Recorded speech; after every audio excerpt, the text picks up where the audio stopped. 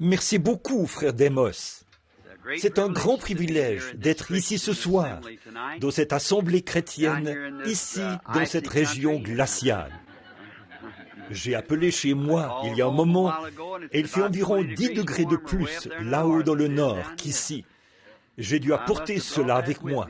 Je vais me dépêcher de retourner là-bas en vitesse. Toutes les plantes sont en train de geler. Qu'en penses-tu, Creechy? C'est effectivement. Et je suis si heureux de rencontrer cet excellent pasteur ce soir et de vous voir tous. Je suis arrivé il y a quelques instants. Je viens de Tucson, où je devais me rendre aujourd'hui. J'ai conduit la nuit dernière et je suis arrivé vers 2h30 ce matin à Tucson. Et pendant toute la journée là-bas, je n'ai pas dormi. Je suis parti de là il y a quelques instants. Eh bien, je pense que ça fait environ 1h30 que je suis arrivé ici, ou quelque chose comme ça. Et donc, je n'ai pas beaucoup dormi, mais je vais essayer de ne pas m'endormir ici. Mais nous sommes heureux d'être ici. Ce petit garçon qui joue avec ses microphones ici. Je me suis assis là-bas au fond, sur un des sièges des petits-enfants. Ce petit garçon est venu et m'a regardé bizarrement. J'ai dit, nous les enfants, nous pouvons nous asseoir ensemble, n'est-ce pas?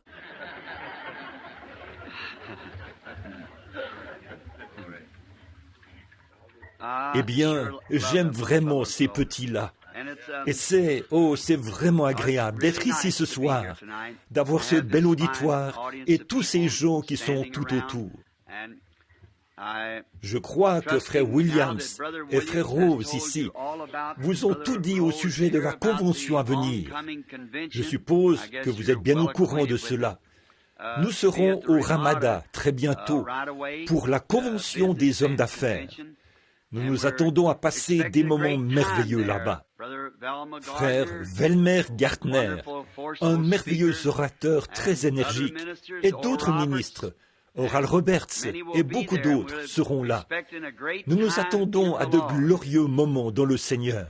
J'espère qu'un de ces jours, nous aurons un service de guérison là-bas. Ah oui, je serais heureux que frère Oral et moi collaborions. Oui, monsieur. Ne serait-ce pas merveilleux? Ce serait un très bon départ, n'est-ce pas? Un service de guérison au Ramada. Ce serait très bien. Donc peut-être que nous ferons ça, vous savez. Il se peut que le Seigneur nous accorde cela, d'avoir un service de guérison. Donc, nous irons, en ce moment, nous allons d'église en église pour essayer de répandre la bonne nouvelle, de nous associer les uns aux autres et de communier avec toutes les différentes églises. C'est ce que nous croyons, que nous sommes un en Christ. L'autre jour, je parlais à un médecin. Je m'apprête à partir pour l'étranger et il faut passer un examen médical. Je suis donc allé me faire examiner et il m'a fait passer un de ces tests cérébraux. Je ne me demandez pas ce que c'est. Et il a trouvé quelque chose d'étrange. Il est revenu, il n'arrivait pas à comprendre. Donc il a consulté un groupe de médecins puisqu'il n'arrivait tout simplement pas à comprendre.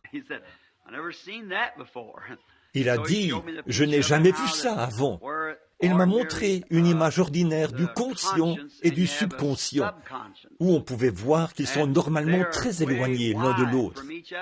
Mais il a remarqué que dans mon cas, les deux étaient ensemble. Il m'a dit, vous êtes vraiment un curieux personnage. J'ai dit, je l'ai toujours su.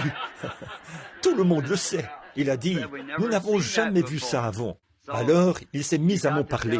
J'ai dit, eh bien, et je dis, vous savez, je suppose que l'Éternel, qui est bon, quand il nous crée, il fait que chacun de nous soit un peu différent de l'autre. Nous ne nous ressemblons pas. Et parfois, nous n'agissons même pas de la même manière.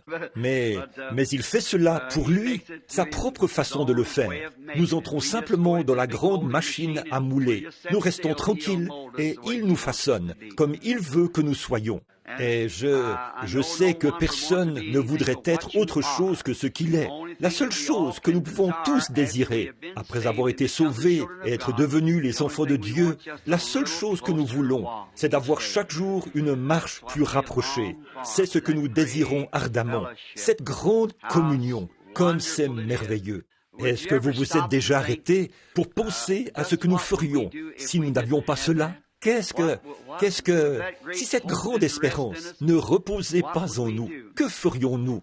Je disais dans une des églises, puis d'abord à un endroit, puis à un autre, et un peu partout dans le pays.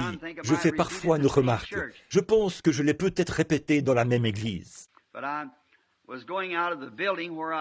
Mais je sortais du bâtiment où j'avais vraiment tapé sur ces gens qui font cette nouvelle danse aujourd'hui, qu'on appelle le twist, ou quelque chose comme ça. Et j'ai dit, je ne sais vraiment pas pourquoi les gens veulent se briser les jambes et agir comme ça. Alors, il y avait un homme d'environ 26, 27 ans qui m'avait rencontré à l'arrière. Il a dit, « Un instant, Monsieur Branham. » J'ai dit, « Oui, monsieur ?» Il a dit, « Voyez-vous, vous ne comprenez simplement pas. » J'ai dit, « J'espère ne jamais comprendre. » Puis il a dit, « Vous voyez, a-t-il dit, je peux comprendre votre point de vue. » Il a dit, « Vous êtes un homme de 50 ans, mais si vous aviez mon âge, ce serait différent. » J'ai dit, « Attendez un instant. » J'ai dit, « Je prêchais l'Évangile quand j'avais 10 ans de moins que vous. Je crois toujours au même Évangile. J'ai trouvé quelque chose qui remplace tout cela, et servir le Seigneur me donne plus de joie que toutes les choses que le diable peut fabriquer. Où que ce soit, cela donne une satisfaction. Vous savez, David a dit une fois, « Comme une biche soupire après des courants d'eau, ainsi mon âme soupire après toi, ô Dieu. » Et si vous avez déjà vu une de ces petites créatures, quand elle a été blessée, peut-être que les chiens l'ont attrapée et ont arraché un gros morceau de son côté, ou quelque chose comme ça, elle saigne. Et le chien, lui, peut suivre sa trace. Il n'est pas comme un homme. Il peut chasser ce cerf qu'il saigne ou non. Et donc, le seul moyen, si ce cerf saigne, le seul moyen pour lui de survivre, c'est d'aller là où il y a de l'eau. Et si jamais il arrive où il y a de l'eau, il boira cette eau. Cela arrêtera le saignement et il peut alors s'enfuir. Il est très intelligent. Mais maintenant, vous pouvez imaginer une de ces petites créatures blessées qui perd du sang, la façon dont sa petite tête se dressera, et elle utilisera tous ses sens pour détecter où se trouve l'eau avec son nez. En effet, elle doit trouver de l'eau, sinon elle périra. Alors, c'est une question de vie ou de mort pour elle. Elle se sert de son odorat au possible. Elle fait tous ses efforts. Elle la désire ardemment. Elle doit la trouver. C'est ainsi que nous devrions avoir soif de Dieu, voyez-vous. Comme une biche soupire après des courants d'eau, ainsi mon âme soupire après toi, ô Dieu. Être caché quelque part avec lui, voilà le désir de mon cœur. Et j'espère que c'est le désir de tous ceux qui sont ici ce soir. Et maintenant, soir après soir, j'aime bien ce que je vois. Les visages qu'on voit à un endroit, on les revoit à un autre. J'aime ça. Vous exprimez ainsi votre communion fraternelle et ce pourquoi nous sommes ici. Et, j'aimerais bien voir un réveil à l'ancienne mode à Phoenix. Oh là là, ce mot Phoenix m'a toujours impressionné depuis la toute première fois que je l'ai lu, que j'ai lu à ce sujet, Phoenix, Arizona. Eh bien, quand j'étais petit, je pensais, si je pouvais un jour me rendre à cet endroit, si je pouvais me rendre là-bas, à Phoenix. Et une fois ici, quand on regarde, on voit que c'est englouti dans les profondeurs du péché, comme partout ailleurs. Les touristes s'y mêlent aussi. La boisson, faire la bombe, l'immoralité, et tout ce qu'il y a là. Et pourtant, au milieu de tout cela, vous trouvez de véritables joyaux que Dieu a secoués et fait sortir de ce désert et qui brillent dans la couronne du glorieux peuple de Dieu. Et c'est pour cela que je suis ici ce soir, pour me joindre à vous, frères et sœurs, pour essayer d'apporter la lumière du Seigneur Jésus aux autres, afin que dans ce grand chaos, on puisse les trouver, eux aussi. Beaucoup d'entre eux sont encore là-bas, au dehors. J'en suis convaincu. Il y en a encore beaucoup qui doivent entrer, et nous devons faire tout notre possible pour les amener, et vivre une vie qui reflètera Christ. Maintenant, juste avant de lire un petit passage de l'Écriture, je suis arrivé si tard que je n'ai eu qu'environ 5 minutes pour prendre quelques notes. Les services de l'impôt fédéral m'ont envoyé des avis récemment et je devais y répondre immédiatement. Il fallait que ma réponse soit estampillée au plus tard aujourd'hui, je pense. Je suis donc allé au bureau de poste et à mon retour, Billy a dit « Tu ferais mieux de te dépêcher ». Et donc, ici, je tourne en rond et en rond avec ces gens-là. Oh là là, on parle de justice sur les portes du palais de justice. Je me demande où elle se trouve. Oui, je n'ai jamais vu ça. Et ils voulaient que je paye des impôts sur chaque chèque que j'ai reçu au cours des 50 dernières années pour payer les dettes des campagnes avec des frais de retard. Voyez, 355 000 $. J'ai dit, vous feriez mieux de me tirer dessus. Comment pourrais-je y arriver? J'ai dit, je n'ai guère plus de 55 cents. J'ai dit, comment pourrais-je y arriver? Et ça fait 5 ans qu'ils me talonnent. Donc, des gens font des contributions. Par exemple, nous faisons une campagne et les gens savent simplement que je m'appelle William Branham. Ils font un chèque pour les dépenses. Les ministres s'en occupent. Je n'ai jamais pris une offrande de ma vie. Et donc, je reçois un salaire de mon église, 100 $ par semaine. Et cette offrande, mais chacun d'eux, vous voyez, qu'ils mettent dans... Le lendemain matin, la personne qui était à la tête du comité des finances venait et disait, « Frère Branham, vous devez signer ces chèques. » Eh bien, je les signais simplement. Ils les encaissaient. Ils ont donc passé tout ça au peigne fin et ont vu que je n'ai jamais dépensé un seul sou de cet argent pour moi. Mais quand je signais ce chèque, ils ont dit qu'alors c'était à moi, que les gens me les donnaient, puis je les donnais à l'église. Oh là là! Au début, cela me faisait vraiment de la peine. Au début. Puis j'ai découvert que tous les hommes de la Bible, je crois, qui n'ont jamais occupé une fonction spirituelle pour Dieu, ont eu affaire aux gouvernements fédéraux. Vérifiez et vous verrez. C'est vrai. Moïse, Daniel, Jean-Baptiste, Jésus-Christ est mort par la main du gouvernement fédéral, condamné à la peine capitale. Pierre, Jacques, Jean le révélateur, tous ont subi la persécution. Pourquoi? C'est le siège de Satan. Le savez-vous? Savez-vous que Satan a élevé Jésus et lui a montré tous les royaumes, le monde, en un instant? Et il a dit, ils sont à moi. Je fais d'eux ce que je veux, vois-tu? Et je te les donnerai si tu te prosternes et m'adores. Alors vous voyez à qui ils appartiennent? Nous refusons d'admettre que c'est le cas pour notre pays, mais c'est bien le cas. Alors Jésus a dit, retire-toi, Satan. Il savait qu'il en hériterait dans le millénium. Il savait qu'il serait à lui. Si ces pays étaient gouvernés par Dieu, on serait déjà dans le millénium. Mais ce temps-là viendra. Ils ont l'ONU, la Société des Nations et tout pour essayer d'apporter la paix. Mais tant que Satan sera à la tête de tout ça et de la politique, que se passera-t-il? Ils se battront aussi sûr que 2 et 2 font 4. Mais il viendra un temps où toutes les armes seront rongées et la sonnerie de l'extinction des feux retentira et le matin éternel poindra, resplendissant de beauté. Notre roi s'assiera sur son trône. Oh, il y aura des chants, il y aura des cris, il y aura un seul drapeau, un seul peuple, une seule nation. On parlera une seule langue, la langue céleste. Amen. Je languis après ce moment-là et je cours vers ce but en faisant confiance à Dieu qu'un jour, quand ce sera terminé, je pourrai l'entendre me dire « Monte plus haut ». Je suis ici à Phoenix ce soir au nom du Seigneur. Je n'essayerai pas d'expliquer ce qui s'est passé. Bon nombre d'entre vous qui prennent les bondes, assurez-vous de vous procurer celle intitulée « Monsieur, quelle heure est-il » C'était juste avant que je ne parte de chez moi. C'est par une vision que j'ai été envoyé ici.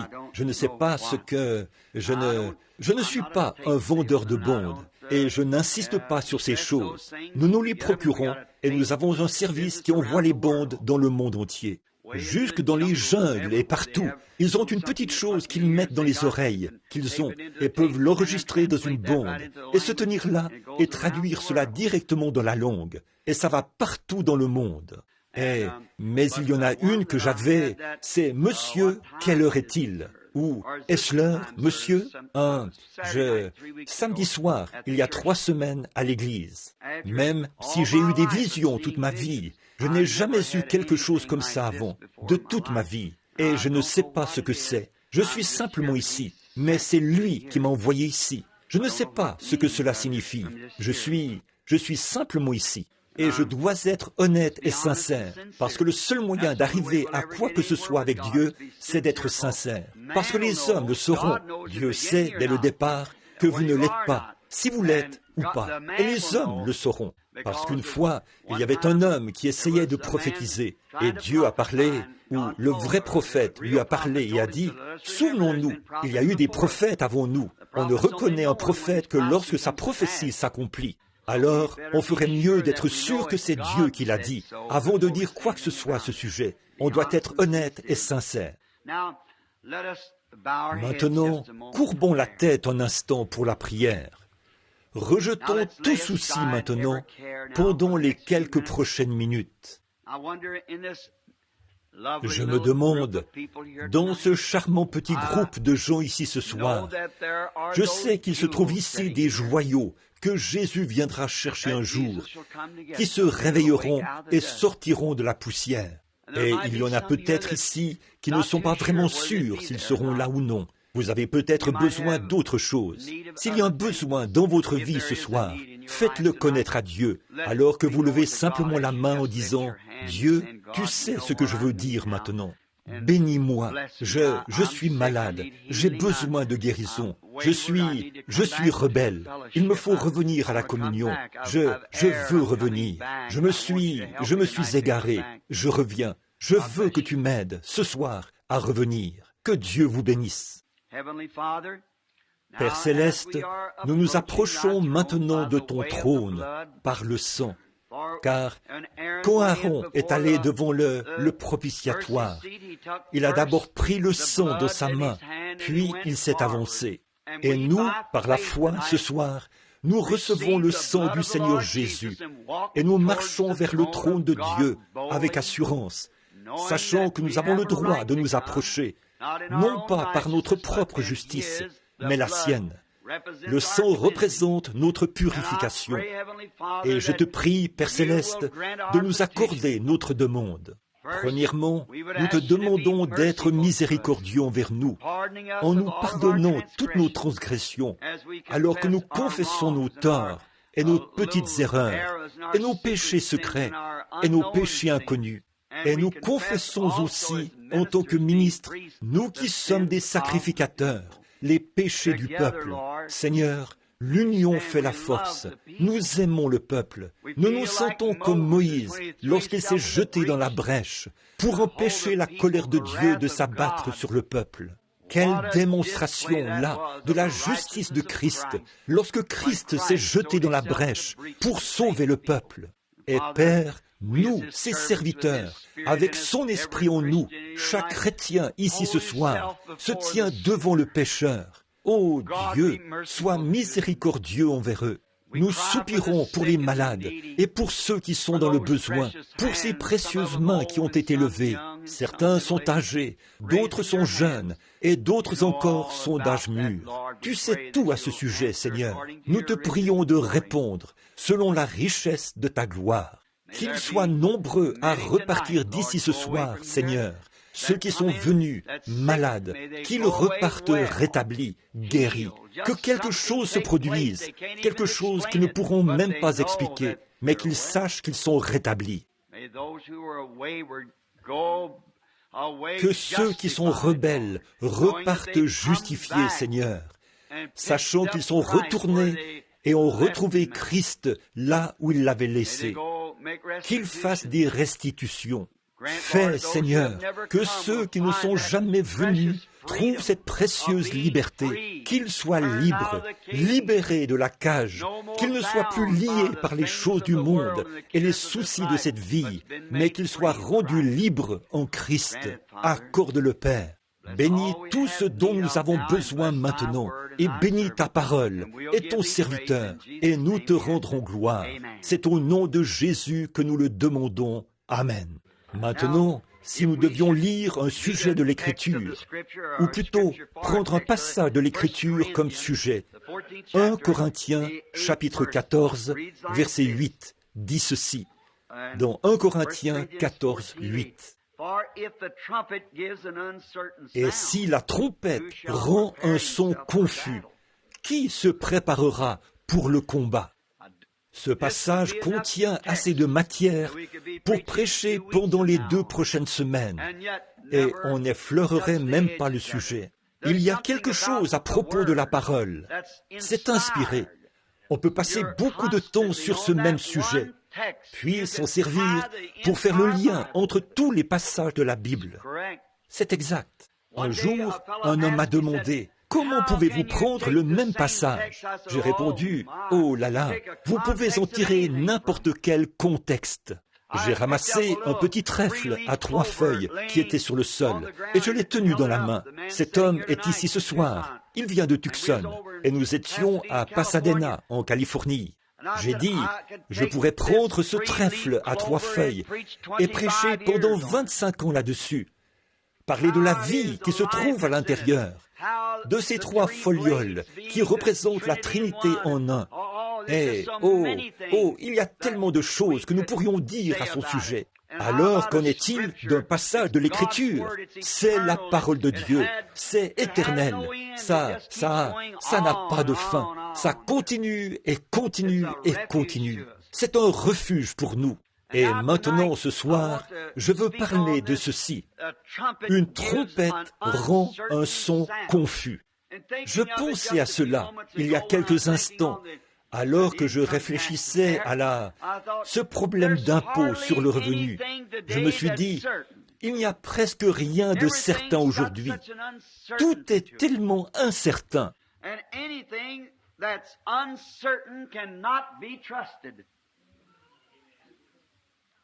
Et on ne peut pas faire confiance à ce qui est incertain. On ne peut pas faire confiance à ce qui est incertain. Si ce n'est pas certain, tenez-vous loin de cela. Si vous avez une entreprise, et là, il y a des hommes d'affaires ici présents, il y en a peut-être même beaucoup. Si vous dirigez une entreprise qui n'est pas certaine, vous n'allez pas investir beaucoup là-dedans, parce que le dividende est incertain, et vous ne feriez pas beaucoup d'investissements dans cela. Ou, si vous êtes un bon homme d'affaires astucieux, vous attendrez et chercherez, si vous avez de l'argent à investir, jusqu'à ce que vous trouviez quelque chose de certain, quelque chose de fiable, quelque chose sur lequel vous pouvez compter, parce que vous ne voulez pas perdre la petite somme d'argent que vous avez économisée, parce qu'avec cet argent, vous devez gagner votre vie, grâce à la rémunération provenant des dividendes tirés de cet investissement. En effet, il vous faut de l'argent pour vivre. Et cette petite somme d'argent que vous avez économisée, ne la laissez pas traîner dans votre poche, parce que les voleurs s'en empareront. Voyez, non, ne faites pas ça. Si vous l'avez, investissez-le dans quelque chose. Et là, vous devez être sûr et certain de votre investissement. Si vous ne l'êtes pas, eh bien, ne l'investissez pas du tout. Alors, les affaires sont certainement dans une position précaire ce soir. Pratiquement chaque entreprise dans le monde est dans une position précaire, parce que le monde est dans une position précaire. Vous ne pouvez pas vous permettre, maintenant, je vais économiser tel montant d'argent pour me construire une jolie petite maison quelque part. Ça, ce n'est pas très sûr. Je peux vous le dire, parce que le gouvernement pourrait tout reprendre du jour au lendemain. Oh, des choses qui ont rendu notre démocratie si corrompue qu'elle est très précaire. Autrefois, nous pouvions avoir une très grande confiance dans notre démocratie. Et je pense vraiment que c'est la meilleure forme de gouvernement. Mais notre démocratie est quand même précaire. En effet, nous, cette nation, notre peuple, nous avons une constitution. Et cette constitution est notre point de référence final.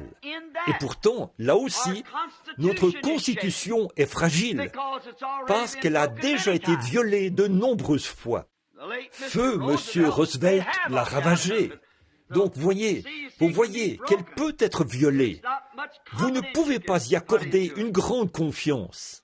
La politique, oh là là, comme c'est fragile. Les gens se disputent et se disputent et se disputent à propos de la politique. Les voisins se brouillent à propos de la politique. Des gens qui étaient autrefois de bons amis. Un président se lèvera ou quelqu'un présentera sa candidature pour être shérif ou quelque chose comme ça. Là, quelqu'un d'un autre bord politique et ils se querelleront jusqu'à se brouiller à cause de la politique. Et j'espère ne blesser personne, mais je pense que tout ça, c'est pourri. Vous voyez? Oui, monsieur. Alors, pourquoi faire des histoires et se quereller pour quelque chose qui n'est pas bon de toute façon? C'est vrai, c'est vraiment très mauvais. Quelqu'un m'a parlé l'autre jour. Il a dit, allez-vous voter lors de cette élection-ci? J'ai dit, j'ai déjà voté. Il a dit, oh, lors de cette élection-ci, j'ai dit, j'ai voté pour Jésus. J'ai dit, je vais vous dire, il y avait 2 personnes qui votaient pour moi. J'ai dit, Dieu a voté pour moi et le diable a voté contre moi. Et j'ai voté pour Dieu. Donc, j'ai bien voté. C'est pourquoi vous votez détermine ce que vous obtiendrez. Alors, remarquez, tout récemment, simplement pour vous montrer un fait. Et ensuite, nous passerons à autre chose. Dans cette dernière élection présidentielle, il était prouvé sans l'ombre d'un doute, à Chicago et à d'autres endroits, que les machines avec lesquelles on doit voter ont été configurées par le Parti démocrate. Et chaque fois qu'une personne votait pour M. Nixon, une voix était enregistrée pour M. Kennedy en même temps. Donc, vous n'avez aucune chance. Et cela a été prouvé. Et vous avez écouté le Moniteur l'autre soir, quand ils ont fait un sondage à travers le pays, du Mississippi à l'Est. Selon ses appels téléphoniques, M. Nixon avait le vote de 4 personnes sur 5. Comment un homme peut-il gagner? Si ça avait été M. Kennedy, ça aurait été la même chose. Je ne prends position pour aucun parti. Mon parti est au ciel, et je suis là avec eux ce soir. Nous sommes assis dans les lieux célestes. Et nous parlons de notre roi. Mais vous voyez, j'essaie de vous dire que ces choses de la terre sont en train d'être ébranlées.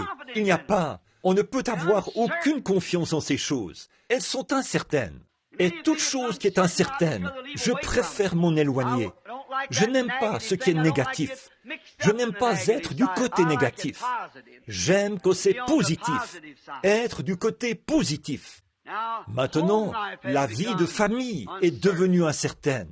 Vous savez, j'ai vu un article l'autre jour quelque part, dans l'un des journaux, qui disait que le taux de divorce en Amérique est plus élevé que dans n'importe quelle autre nation du monde. Et nous sommes censés être une nation religieuse.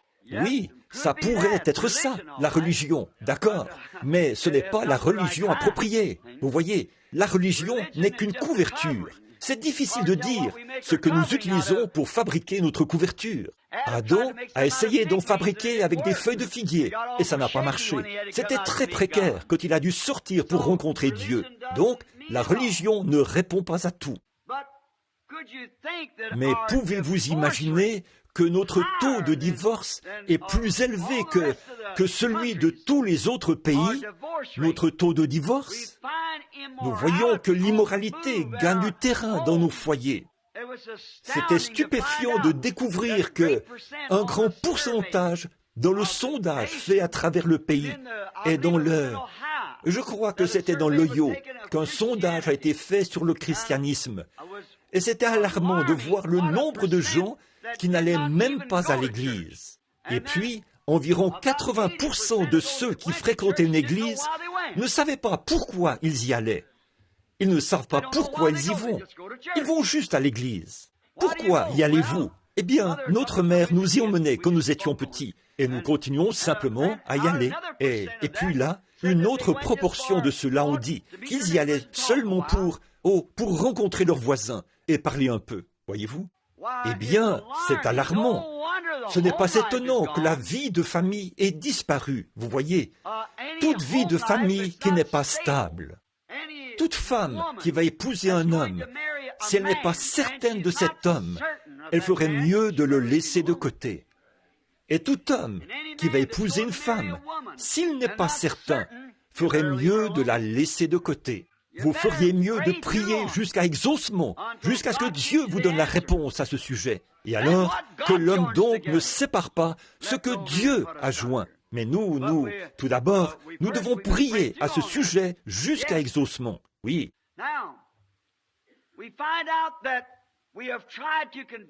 Maintenant, nous voyons qu'on a essayé de convertir le monde par un programme pédagogique.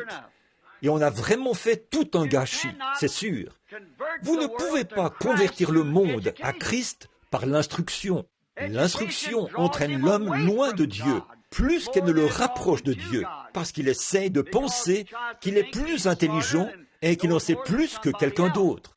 Aussi bonne que soit l'instruction, Christ n'a jamais chargé son Église d'instruire le monde. Il ne les a jamais instruits sur l'établissement de séminaires.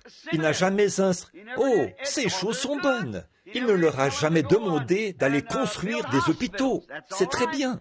Mais le devoir de l'Église, c'est de prêcher l'Évangile. Aller par tout le monde et prêcher l'Évangile à toute la création. Voyez-vous ? Mais tout ce qui est différent de cela devient précaire, parce que c'est en dehors du programme de Dieu. La vie nationale est incertaine. Eh bien, le monde est incertain. Nous en sommes au point où le monde entier a un effondrement nerveux, on dirait. Tout chancelle. Chaque nation, tout le monde, l'une a peur de l'autre. Ils parlent de paix. Là, une fois, ils ont dit « Oh, quand nous aurons terminé la Première Guerre mondiale, il faut que tous nos garçons y aillent. Alors, cela mettra fin aux guerres. » Eh bien, ils n'avaient même pas eu le temps de voir la fumée de l'artillerie se dissiper, qu'une autre avait éclaté. Puis, ils ont créé la Société des Nations pour qu'elle serve de gendarme du monde. Mais elle a échoué. Maintenant, il y a l'ONU. Mais c'est exactement la même chose. Ça a déjà échoué. Ça ne vaut rien. Tout est chancelant. La vie nationale, la vie politique, les machines à voter. Oh là là, ils sont juste... Tout est ébranlé, tout. Maintenant, je veux faire un rapprochement avec ce qui se passe chez nous. Voyez-vous, la vie de l'Église est ébranlée et incertaine. Eh bien, c'est de cela que Paul parlait. Voyez, c'est ce qu'il voulait dire. Si une trompette rend un son confus,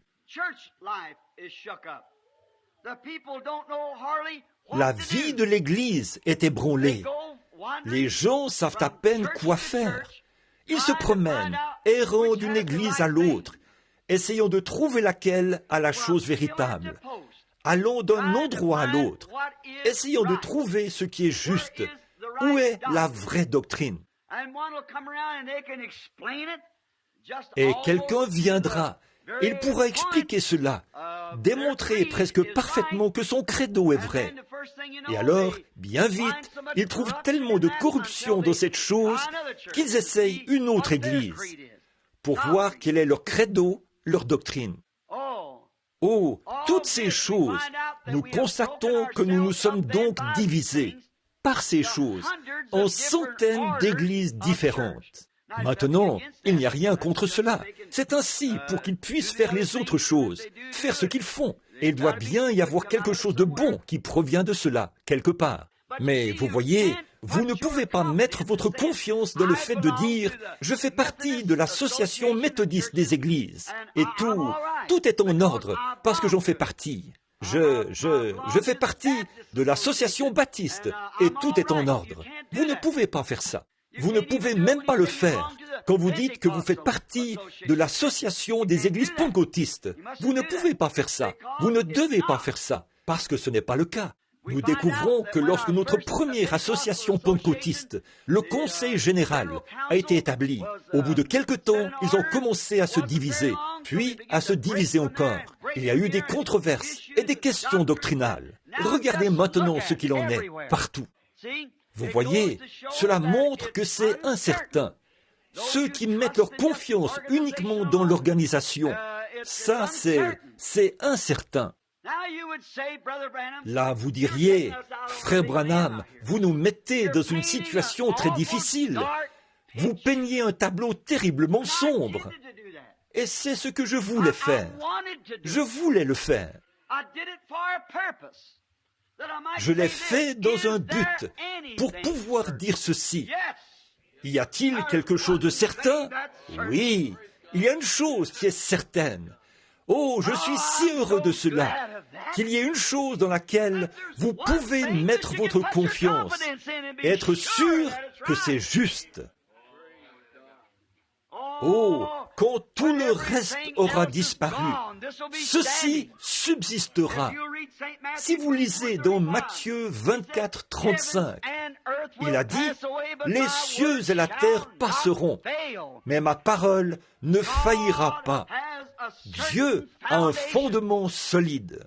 Un vieil homme a dit une fois, un vieil homme de couleur dans le sud, il transportait une Bible et il ne savait pas lire. Et on lui a dit, « Pourquoi transportes-tu cette Bible, Sam ?»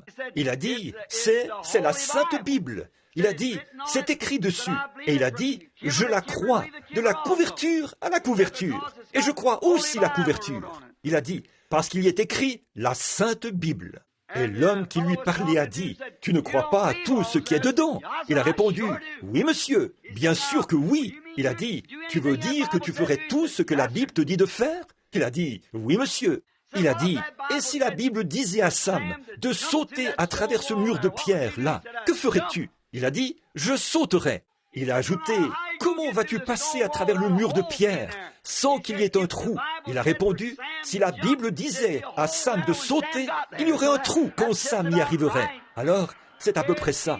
Il y aurait un trou là.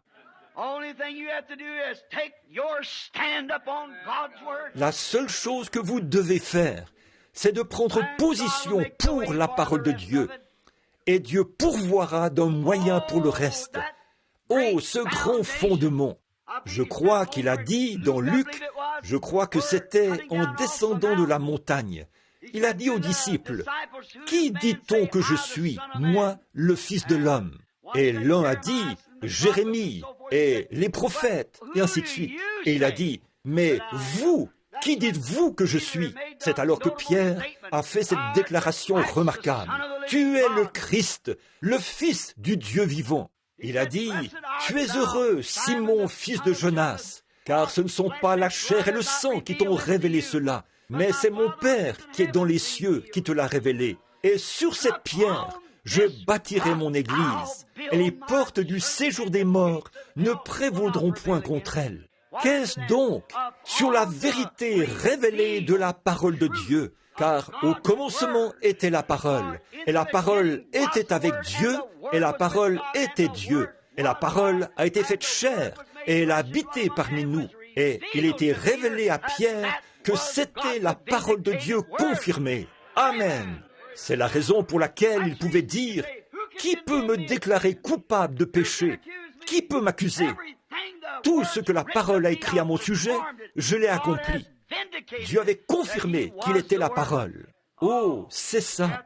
Dieu a manifesté. La parole le dit. Et ensuite, Dieu le rend réel, l'accomplit, le montre. Il y a des années, quand on a dit à l'Église, le baptême du Saint-Esprit n'existe pas. Ce n'est qu'une émotion qui pousse les gens à s'emballer. Mais ceux qui l'ont reçu savaient que c'était la vérité. Ils savaient que Dieu était réel. Et il était prouvé que jusqu'à maintenant, le mouvement pentecôtiste de Dieu partout dans les pays a amené plus de gens à Christ que tous les autres. Il n'y a pas longtemps, il était écrit dans le journal catholique « Notre visiteur du dimanche ». Je crois que c'était l'année dernière ou l'année d'avant, l'une ou l'autre, que l'Église catholique n'a enregistré qu'un demi-million de convertis, alors que les pentecôtistes, eux, en ont enregistré 1 500 000. Amen. Qu'est-ce que c'est? Elle prend de l'ampleur, la parole de Dieu qui se répand à l'étranger. Comme nous devrions être reconnaissants. Elle se répand tellement que même maintenant, les épiscopaliens, les presbytériens, les luthériens et tous les autres viennent pour en recevoir.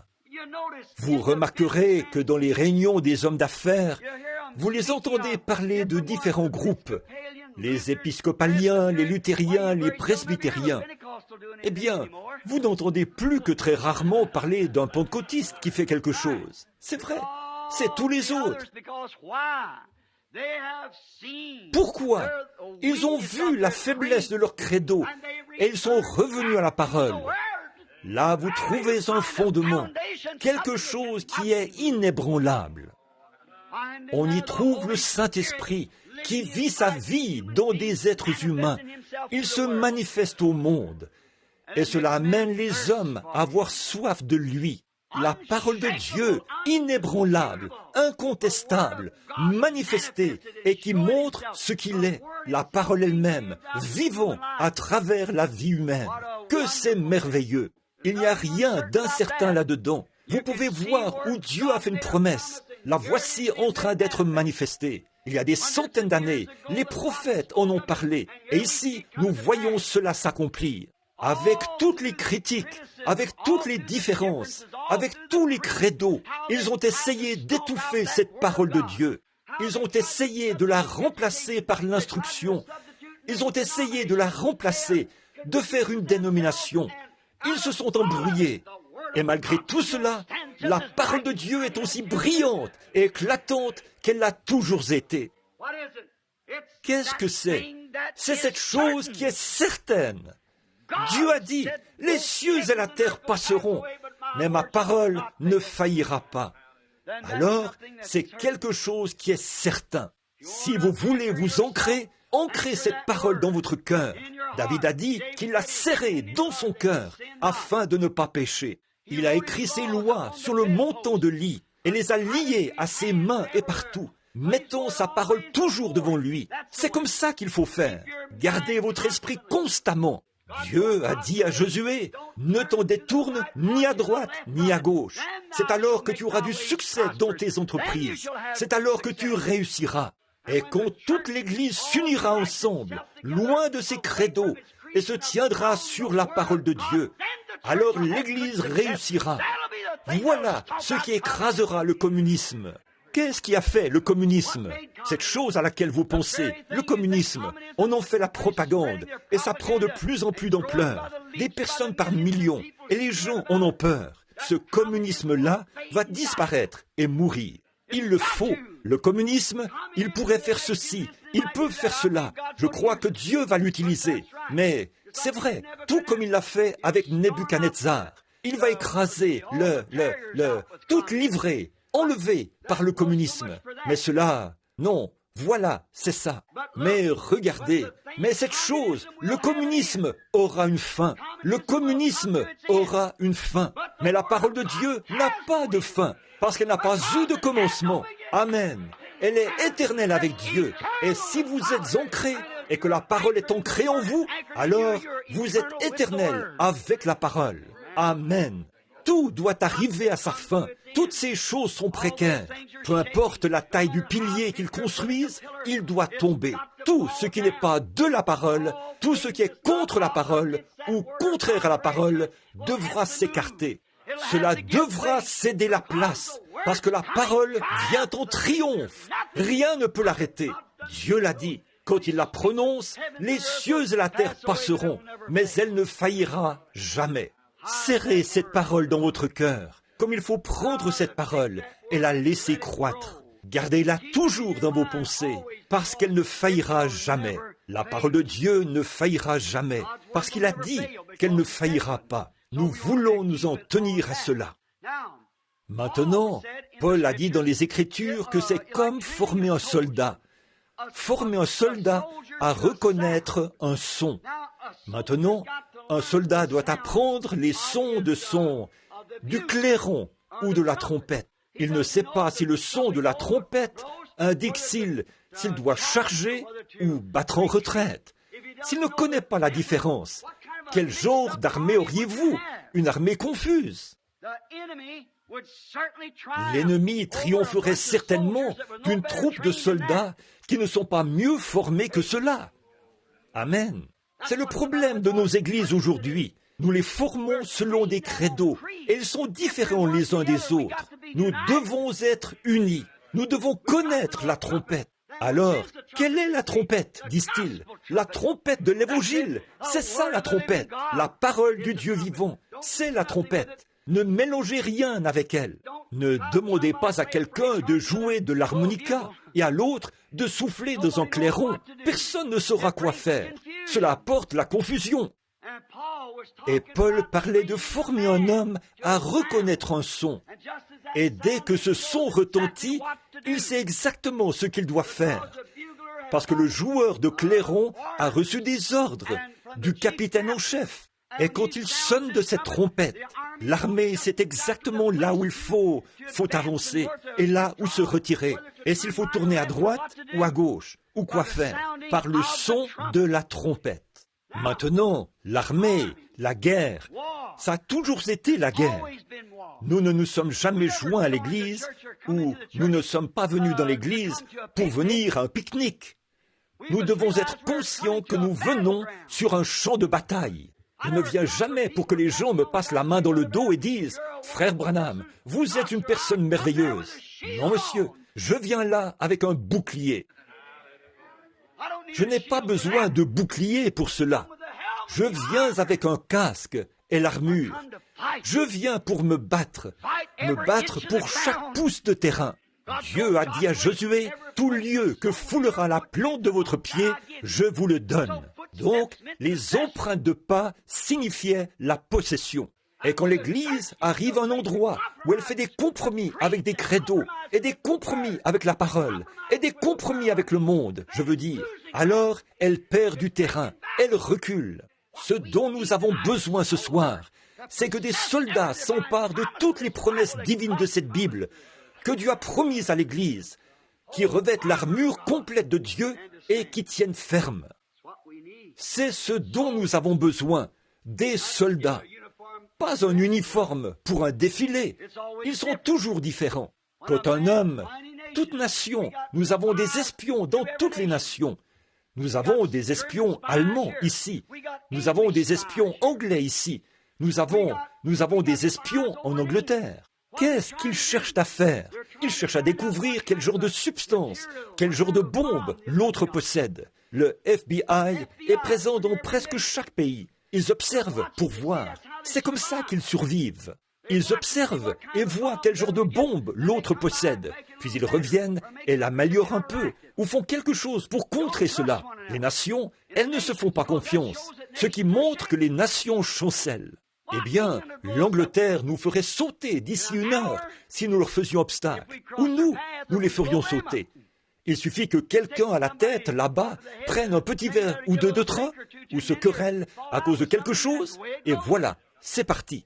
Ici, il n'y a pas longtemps, pendant la guerre, on disait au sujet de petits articles fabriqués au Japon. On jetait violemment cela sur le sol et on passait outre par patriotisme. Maintenant, on paye plus cher pour cela que pour tout autre article fabriqué ici dans le pays. Que s'est-il passé? Est-ce que cela compense la vie de ces garçons qui sont morts là-bas? Certainement pas. Qu'est-ce que c'est? Peu m'importe combien vous vous battez à cause des choses matérielles. Vous allez, ça ne veut rien dire, ça chancellera. Mais il y a un combat dans lequel vous pouvez vous engager et gagner du terrain qui ne pourra jamais vous être enlevé. C'est le son de la trompette de la parole de Dieu, l'Évangile. Elle possède les dons et les promesses qu'il a données à l'Église. Certainement. Maintenant, nous voyons le son rendu par cette trompette. Maintenant, chaque nation essaie de fournir à ses hommes le meilleur équipement qui soit pour leur défense. Or, je sais que parfois ces armures ne sont pas faciles à porter. J'avais un frère, on l'appelait Rookie, qui est allé là-bas, et l'armée lui a donné un sac de 40 kilos qu'il devait porter sur le dos. C'était presque son propre poids. On lui a donné une pelle pour creuser des trous, un fusil et tout un tas de grenades à main. Et oh, je n'ai jamais vu un tel pactage. Le pauvre jeune homme pouvait à peine bouger. Puis, on l'a emmené sur la route pour une randonnée de 8 kilomètres. Ça l'a presque achevé. Il a dit, « À quoi servent ces bêtises? À quoi me sert ce gros casque ?» Maintenant, regardez. L'armée sait qu'il en aura besoin un jour. À quoi me sert une pelle, ici sur la route, alors que je marche? Vous feriez mieux de vous habituer à l'utiliser. Vous pourriez en avoir besoin. Le gouvernement ne va pas distribuer quelque chose à moins de savoir. Il sait que vous allez devoir l'utiliser. Vous devez vous entraîner pour cela. Ils trouvent les meilleures choses qu'ils peuvent trouver pour vous protéger, parce qu'ils s'intéressent au pays. Ils ont intérêt à ce que vous ayez le meilleur équipement possible pour vous protéger contre les balles. Ça a toujours été le cas. Cela a commencé dans le jardin d'Éden. Et Dieu forme son Église. Et vous savez, nous devons toujours améliorer ce que nous avons. En effet, les vieux avions que nous utilisions pendant la Première Guerre mondiale, pendant la Seconde Guerre mondiale, ces petits engins dans les airs étaient rendus complètement désuets quand ils ont fabriqué ces beaux gros avions, ces super avions qu'ils avaient. Eh bien, ces petits engins ne valaient plus rien. Et maintenant, ceux qu'ils ont utilisés pendant cette dernière guerre sont obsolètes. Ils n'en ont plus besoin. Ils ont des avions à réaction. Et voyez, on essaie toujours d'améliorer les choses pour se défendre. Mais vous savez quoi? Dieu n'a rien à améliorer. Dieu a donné à ses enfants, ses soldats, la meilleure chose qui pouvait leur être donnée. Quand il leur a donné, qu'est-ce qu'il leur a donné? Il leur a donné sa parole dans le jardin d'Éden. Et l'homme devait se fortifier derrière la parole de Dieu. Et aucun démon ne pouvait l'atteindre. Restez dans la parole. Maintenant, l'espion ennemi, Satan, a essayé de trouver ce qu'il pouvait faire pour s'infiltrer là-dedans. Alors, il savait qu'il ne pouvait pas se présenter là et la bluffer. Alors la seule chose qu'il pouvait faire, c'était de l'amener à raisonner. Et c'est ce que Dieu utilise aujourd'hui pour fortifier son Église, sa parole. Et Satan vient avec le pouvoir de raisonnement. Satan savait que c'était là le point faible. C'était l'endroit où les gens céderaient le plus facilement, au niveau du raisonnement. Vous dites, laissez-moi raisonner avec vous. Est-ce que cela est vraiment nécessaire? Si Dieu a dit que c'était nécessaire, c'est nécessaire. Que nous ayons à pleurer, à pleurnicher et à faire tout ceci. Si Dieu a dit que le baptême du Saint-Esprit est nécessaire, peu m'importe combien cela pèse et combien vous devez abandonner de choses du monde, vous allez devoir l'utiliser un de ces jours pour rester en vie. C'est le seul moyen de survie. Maintenant, devons-nous pratiquer la guérison divine alors que nous avons les meilleurs médecins du monde? Dieu vous a donné la guérison divine parce qu'il sait que vous devez l'utiliser. Il vous a donné les dons de l'esprit. Et dès que Satan s'est approché d'Ève, il a commencé à raisonner avec elle. Bon, certainement que Dieu ne ferait pas cela. Aujourd'hui, les gens disent, l'enfer n'existe pas. Beaucoup d'entre eux vous disent cela. Voyez-vous, oh Dieu ne brûlerait certainement pas ses enfants. Certainement, il ne brûle pas ses enfants. Mais le diable fera à ses enfants à lui. Vous êtes l'enfant de qui? Cela reste à savoir. L'enfer a été créé pour le diable et ses enfants, pas pour les enfants de Dieu. Aucun d'entre eux n'ira là. C'est vrai. Ça dépend de qui vous êtes l'enfant. Maintenant, Dieu a donné à Ève et à Adam sa parole. Et il ne l'a jamais changée. Il a toujours eu le chrétien ou le croyant. Sa défense, c'est la parole.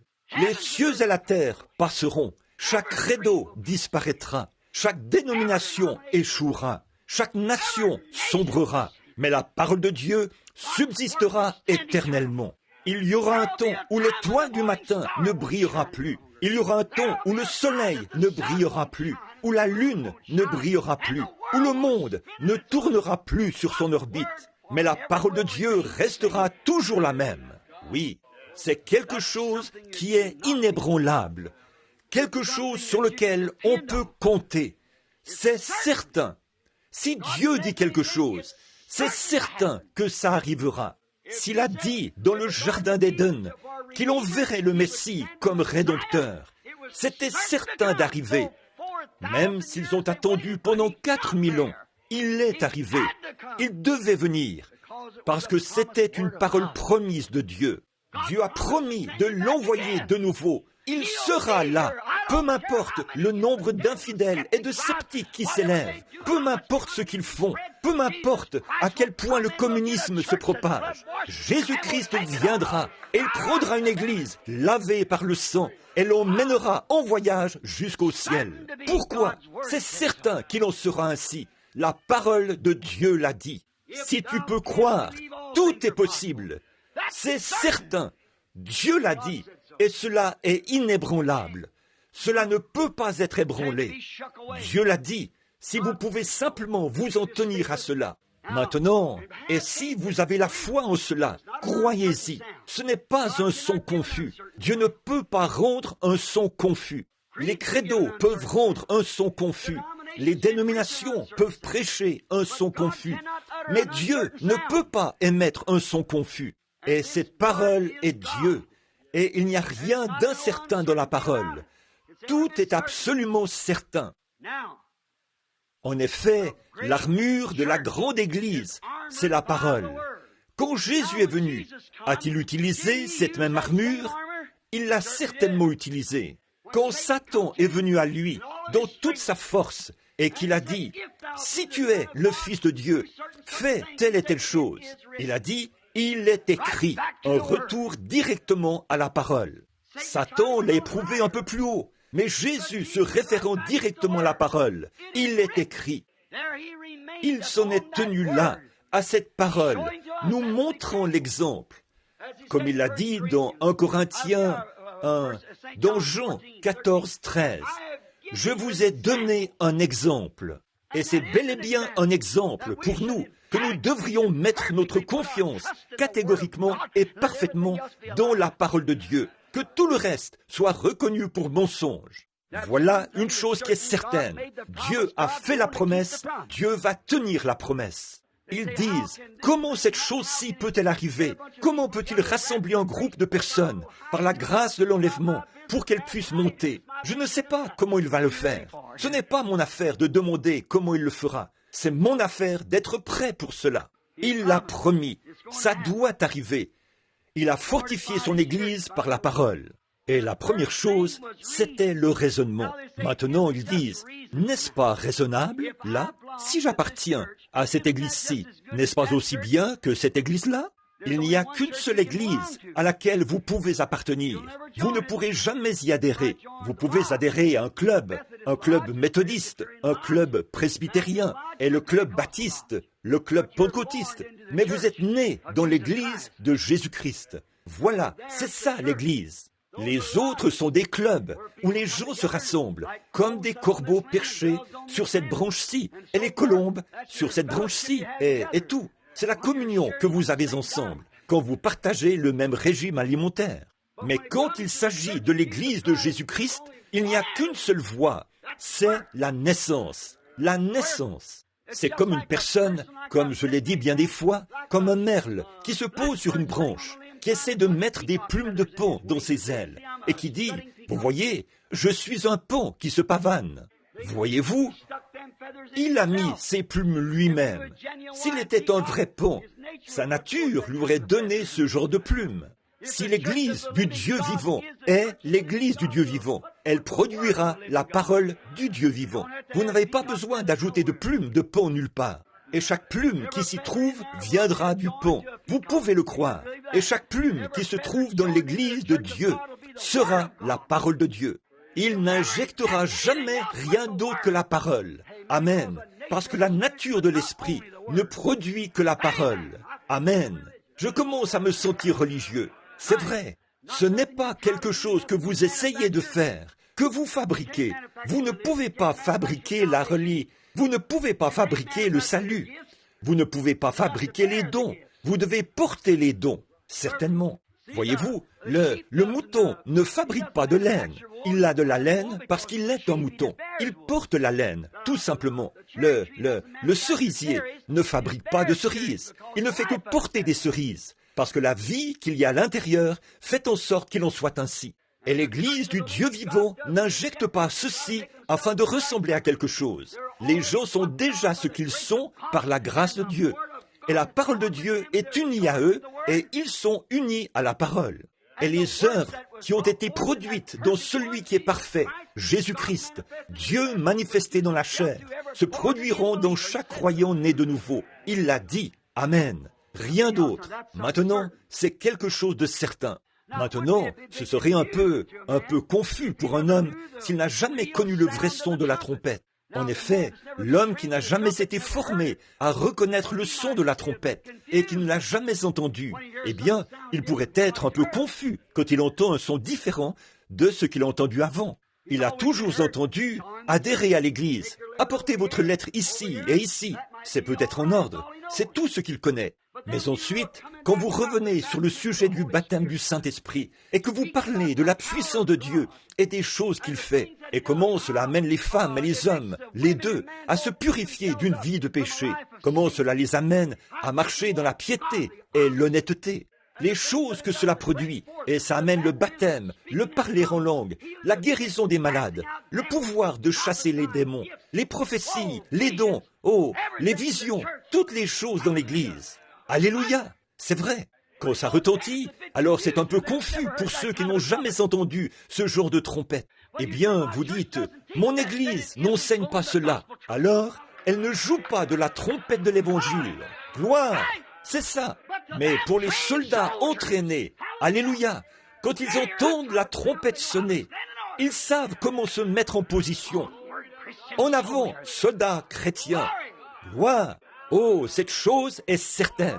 Comment savez-vous que c'est certain? C'est dans la parole. Eh bien, vous dites, notre Église n'enseigne pas cela, mais la trompette fait sonner cela. Je ne veux pas être formé dans un credo d'église, car il chancellera et tombera. Mais si vous êtes formé dans la parole, les cieux et la terre passeront, mais cette parole ne passera jamais. Tout credo, tout le reste tombera, mais cette parole ne faillira jamais. Amen. Voilà le son. C'est le son que je veux entendre. Oui, monsieur. Oh, vous dites, comment puis-je savoir?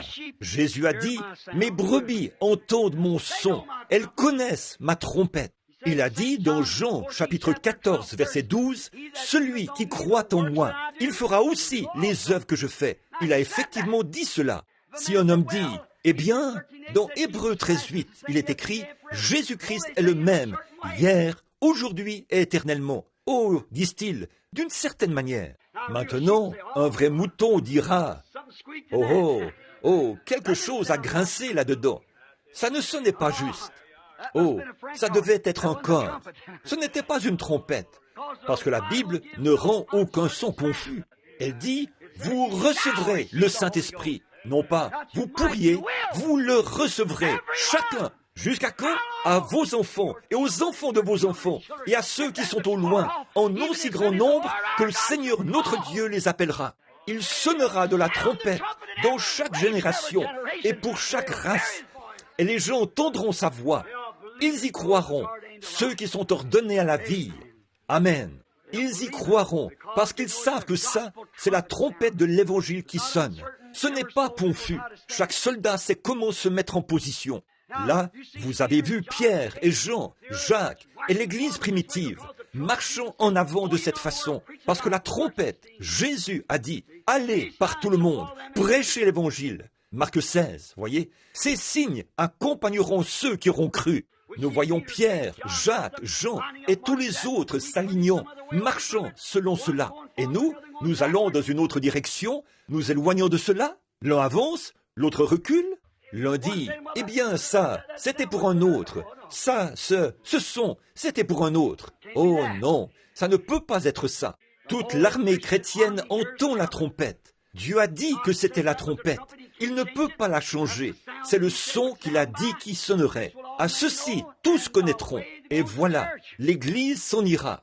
Certains d'entre eux ne croient pas à sa venue littérale. La Bible dit qu'il viendra. Alors, nous attendons sa venue. S'il n'est pas ici ce soir, nous l'attendrons demain matin. S'il n'est pas ici demain matin, nous l'attendrons demain soir. Et nous l'attendrons toujours. Si nous nous endormons, nous ne nous serons pas évanouis en vain, car la trompette de Dieu sonnera. Cette dernière trompette, et les morts en Christ ressusciteront. Et nous, les vivants, qui serons restés, nous serons enlevés ensemble avec eux, à la rencontre du Seigneur dans les airs. Et nous serons là pour toujours. c'est le son de la trompette. Que je sois vivant ou que je sois parti, cela ne fait aucune différence. J'entendrai le son, je ressusciterai.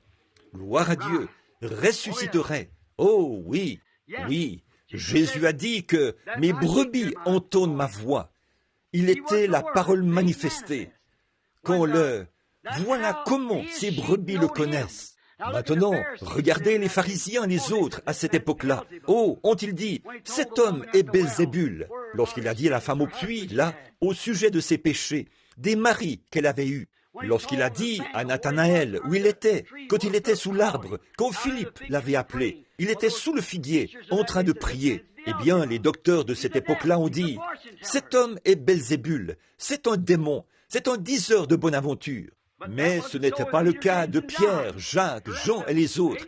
Ils savaient. Pourquoi? Ils savaient que Dieu avait dit, par la voix inspirée de Moïse, que lorsque le Messie viendrait, il serait un prophète. Et lorsqu'ils ont vu les choses qu'il avait dites manifestées et rendues parfaites, ils ont su que c'était de la nourriture de brebis. Ils ont su que c'était la trompette. Et ils ont commencé à la suivre. Mes brebis la connaissent, parce qu'elles ont vu la parole de Dieu manifestée. Maintenant, les gens aujourd'hui, ils ne croient pas que le baptême du Saint-Esprit existe. Ils se présentent ici ou quelque part où on a le Saint-Esprit. Ils voient la promesse de Dieu s'accomplir parfaitement, car mes brebis entendent ma voix. Ils connaissent le son de cette trompette, parce que c'est la Bible. Jésus-Christ, le même hier, aujourd'hui et éternellement. Il est toujours Hébreux 13:8. C'est exact. Peu m'importe là, ça ne fait aucune différence combien de corps d'église retentissent. Il y a beaucoup de cornistes d'église, vous savez, qui sonnent du corps partout, disant « Oh, les jours des miracles sont passés, la guérison divine n'existe pas. » Oh, les vraies brebis ne prêtent pas l'oreille à cela, mais elles prêtent l'oreille à cette trompette. Voilà, c'est positif. Ce corps d'église peut rendre n'importe quel son. Vous pourriez regarder ce qu'ils ont aujourd'hui, les corps d'église. L'un court par ici et l'autre court par là, et le diable se tient en retrait et dit, dis donc, ils se battent entre eux, c'est tout, je n'ai même pas besoin de bouger ma main. Mes frères, qu'ils prennent tous les armes une fois, qu'ils reviennent à la consigne générale. Oh là là, alors vous verrez un véritable. En avant, soldats chrétiens, ils ne prêteront pas l'oreille au corps, mais ils prêteront l'oreille à la trompette. Arrêtons-nous juste un instant, retournons et examinons-en quelques-uns maintenant. Nous allons bientôt terminer, parce que je ne veux pas vous garder ici trop longtemps. Mais retournons en examiner quelques-uns qui ont entendu ce son. Prenons, et ils étaient certains. Maintenant, je vous ai montré que tout le reste est incertain. Prenons un vieux personnage, pendant un instant. Prenons le prophète Job. Là, cet homme est passé par une épreuve, mais il savait que Dieu exigeait un holocauste. C'est ce que Dieu exigeait, et c'est tout ce qu'il exigeait. Et peu importe combien de désastres ont frappé sa maison, Dieu ne fait pas toujours quand vous voyez que quelque chose va mal pour quelqu'un. Cela ne veut pas dire qu'il est fouetté par Dieu.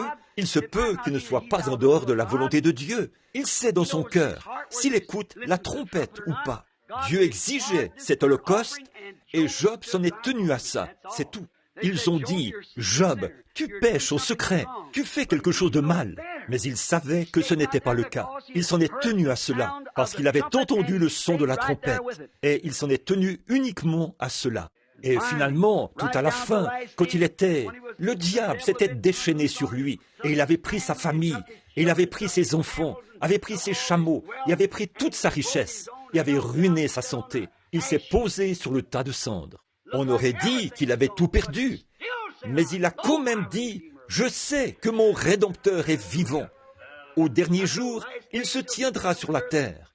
Quand les vers de ma peau détruiraient ce corps, de ma chair, je verrai Dieu. Rien d'incertain là, n'est-ce pas? Non pas, je suis porté à penser qu'il vit. Il a dit, je sais qu'il vit, et il se tiendra au dernier jour sur la terre. Quand les vers de ma peau détruiraient ce corps, de ma chair, je verrai Dieu. Oh là là, c'est arrivé. Il était absolument certain. Abraham, qui se promenait un jour dans les champs, a entendu Dieu dire, Abraham, je vais. Il avait rencontré Abraham avant la parole écrite, et il a dit, Abraham, je vais te donner un fils par ta femme Sarah. Elle avait 65 ans à ce moment-là, et Abraham en avait 75. Et ils se sont préparés pour cela.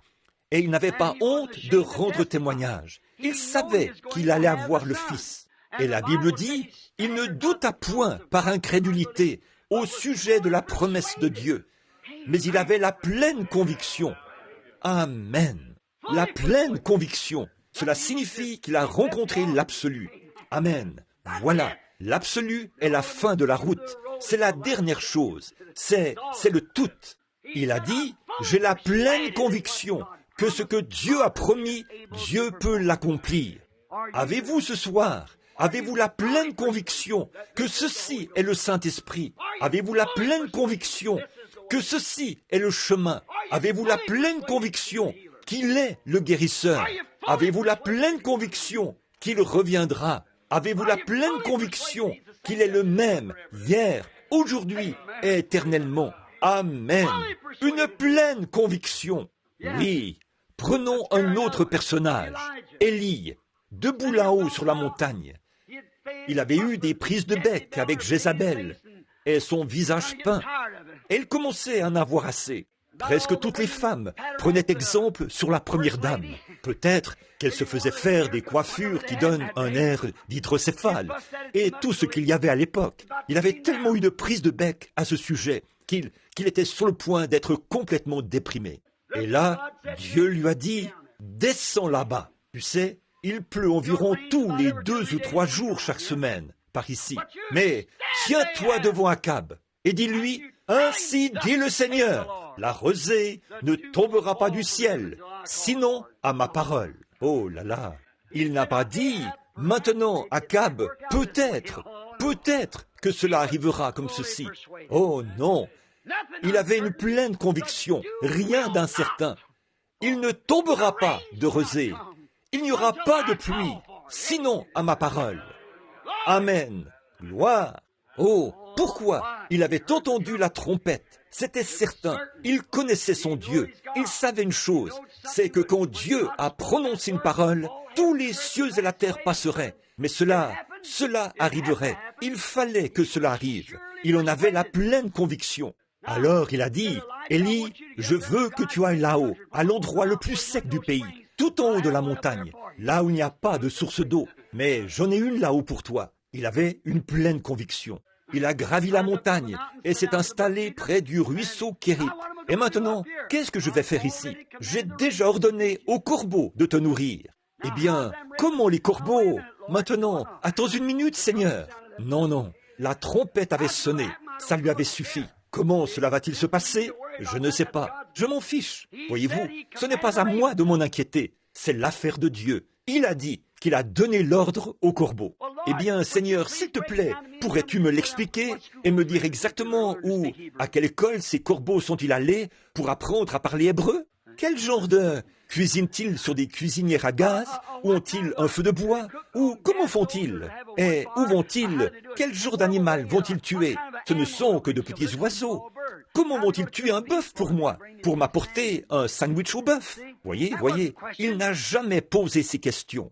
Dieu, la trompette de Dieu, sa voix a retenti et a dit, j'ai, non pas Élie, je le ferai peut-être. Je l'ai fait, je vais le faire. Je l'ai déjà fait. Amen. C'est notre Dieu ce soir. Non pas, il le fera, il l'a déjà fait. Amen. Il l'a déjà fait. Amen. Non pas, il le fera peut-être, probablement qu'il le fera, il l'a déjà fait. J'ai donné l'ordre au corbeau. Il a donné son esprit à tous les hommes. Il a donné ses bénédictions. Il est monté dans les hauteurs et a fait des dons aux hommes. Quelqu'un les recevra et quelqu'un les refusera. Ce n'est pas mon affaire de savoir comment cela arrive. Tant que cela arrive, Dieu a dit qu'il en serait ainsi et c'est ce qu'il en est.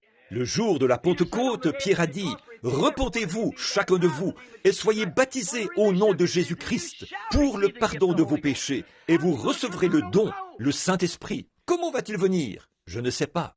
Là, la promesse est pour vos enfants, pour ceux qui sont au loin, en aussi grand nombre que le Seigneur notre Dieu les appellera. Maintenant, vous ne pourriez pas démontrer le contraire par des explications. La trompette a déjà retenti, et je crois à ça. J'ai obéi à ça, et je l'ai reçu. Amen. Maintenant, essayez une fois de m'en dissuader. Amen. Oh, je ne suis pas parfait.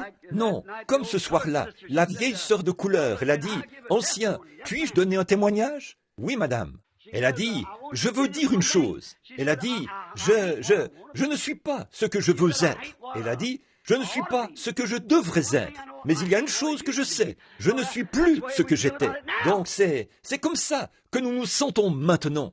Je ne suis plus ce que j'étais, parce que je suis sauvé ce soir par la grâce de Dieu.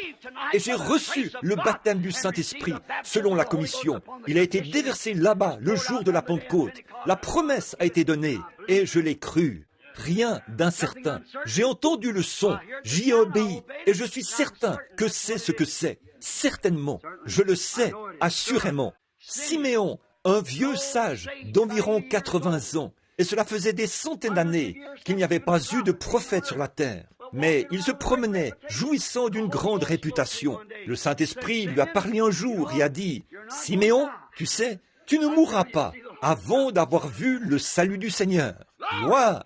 Peut-être que le souverain sacrificateur s'est frotté la barbe quelquefois et a dit, « Siméon, tu devrais peigner ta barbe de l'autre côté. » Il a répondu, « Ça ne fait aucune différence. » Comment sais-tu que tu as raison? Le Saint-Esprit me l'a dit. Je ne mourrai pas. Eh bien, Siméon, tu es tout près de mourir. Oh, peu m'importe ce que tu dis, mais Dieu m'a dit que je ne mourrai pas avant d'avoir vu son salut. Rien d'incertain. Je ne mourrai pas. Je ne mourrai pas avant de le voir. Amen. C'est tout. Comment vas-tu y arriver, Siméon? Moi, ça ne me regarde pas. Où est-il, Siméon? Je ne sais pas. Comment sais-tu que tu vas le voir? Dieu l'a dit, c'est tout. C'est la parole. Je ne mourrai pas avant de le voir. Oh là là. Oh, pauvre vieux. Bien sûr, il n'a plus toute sa tête, vous savez. Alors, laissez-le tranquille. Mais il l'a vu quand même. Oui, monsieur. Dieu pourvoit d'un moyen pour les gens qui acceptent sa parole. Jésus, quand il était ici sur terre, et qu'il se tenait là devant la tombe de Lazare, ou avant cela, lorsqu'il discutait avec les gens qui disaient que lui, qui n'avait pas encore 50 ans, disait qu'il avait vu Abraham. Avez-vous remarqué combien il était certain? Il a dit, avant qu'Abraham fût, je suis. Je suis. Non pas j'étais ou je serai, mais je suis. J'en suis certain. Et il a dit à la tombe de Lazare, avant de descendre là, il a dit à Marthe, il a dit, je suis la résurrection, la vie. Non pas je devrais être ou je serai, mais je suis. Amen. Si tu avais été là, mon frère ne serait pas mort. Mais même maintenant, Seigneur, tout ce que tu demanderas à Dieu, Dieu te l'accordera. Il a dit, ton frère ressuscitera. Oh, il ressuscitera au dernier jour, à la résurrection générale. C'était un bon garçon. Oui, je crois qu'il ressuscitera. Mais Jésus s'est redressé un peu et a dit, mais je suis la résurrection et la vie. Non pas je serai, je devrais être, ou ainsi de suite. Je suis.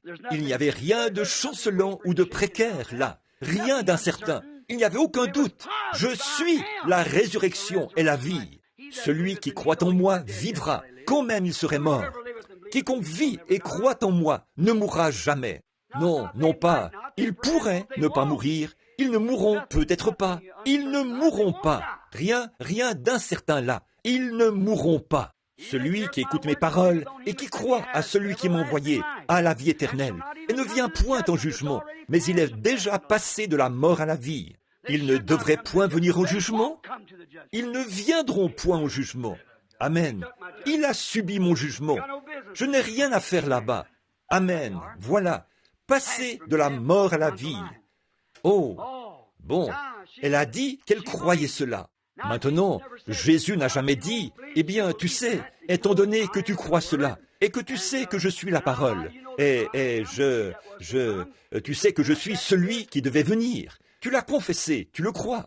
Je vais te dire ce que nous pourrions faire. Rassemblons les anciens et descendons voir si nous pouvons faire quelque chose. Non, non. Il a dit, je vais, non pas, descendons voir si je peux le ressusciter. Je vais le réveiller. Amen. Non pas, je vais essayer.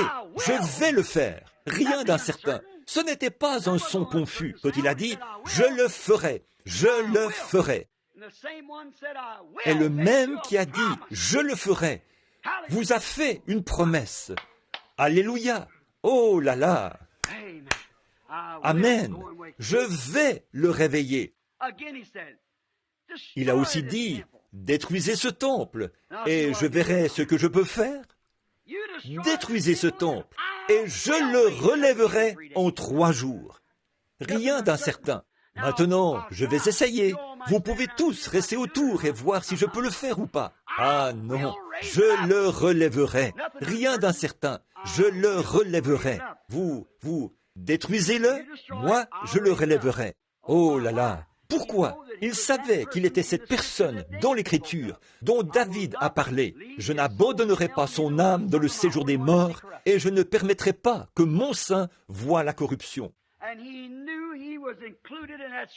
Et il savait qu'il était inclus dans cette promesse de l'Écriture. Il était donc certain.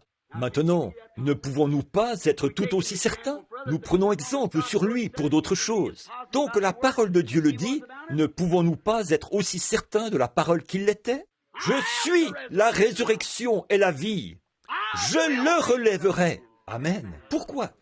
Il savait que la parole en parlait et il était sûr d'en sortir. Si je suis cette personne-là, dans Jean 5, 24, celui qui écoute ma parole et qui croit à celui qui m'a envoyé, a la vie éternelle, et je le ressusciterai au dernier jour. Il ne vient point au jugement, il est passé de la mort à la vie. Ça, c'est nous. Alors de quoi avons-nous peur? Qu'est-ce qu'il y a? La marque que vous portez, quelle différence cela fait-il? Vous vous appelez ceci, cela ou autre chose. Nous sommes des enfants de Dieu par la grâce de Dieu. Nous avons été remplis du Saint-Esprit par la grâce de Dieu. Qu'est-ce que ça change? Quand elle soit cela ou cela, qu'il soit presbytérien, méthodiste, baptiste, s'il est rempli du Saint-Esprit, il a la vie de résurrection en lui. Amen. Oui. Et là, le jour de la Pentecôte, Jésus leur a dit dans Luc 24, 49, « Voici, j'envoie une promesse. Non pas, je le ferai peut-être, je verrai ce que je peux faire, j'enverrai sur vous ce que mon Père a promis. Mais montez là, dans la ville de Jérusalem, et attendez jusqu'à ce que vous soyez revêtus de puissance. » Maintenant, s'ils avaient attendu, disons, 6 jours, puis avaient dit, « Qu'est-ce que nous attendons? Je crois que nous devrions l'accepter par la foi. » Qu'en pensez-vous? Et si Jacques avait dit, le 9e jour, s'il avait dit, « Simon, viens ici un instant. Tu sais, l'autre jour, j'ai eu un drôle de sentiment. Vois-tu? Et sais-tu ce que je crois? Je crois qu'il ne veut pas que nous attendions simplement ici. Je crois que nous l'avons déjà. Qu'en penses-tu? Continuons donc notre travail. Continuons avec notre ministère. Oh, cela ne serait jamais arrivé. Pourquoi? Il savait ce que le prophète avait dit. Maintenant, écoutez, le prophète a dit, c'est précepte sur précepte, règle sur règle, un peu ici, un peu là. Retenez ce qui est bon, car c'est par des lèvres balbutiantes et des langues étrangères que je parlerai à ce peuple. Et voici le repos, le sabbat. Il savait que quelque chose devait se passer quand il viendrait. Je répandrai mon esprit au dernier jour. Joël 2, 28. Dans les derniers jours, dit Dieu, je répandrai mon esprit sur toute chair. Vos fils et vos filles prophétiseront. Sur mes servantes et mes serviteurs, je répandrai de mon esprit en ce jour-là. Je ferai paraître des signes en haut dans le ciel et en bas sur la terre, du feu, de la fumée et de la vapeur.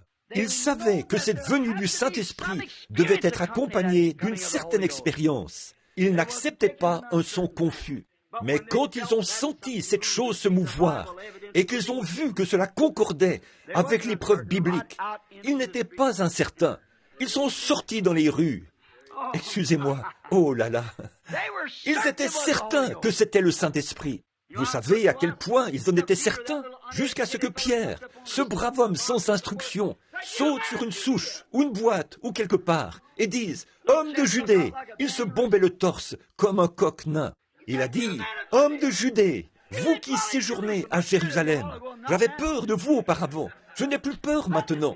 Sachez ceci et prêtez l'oreille à mes paroles. Ces gens ne sont pas ivres, comme vous le supposez, mais ceci, c'est cela.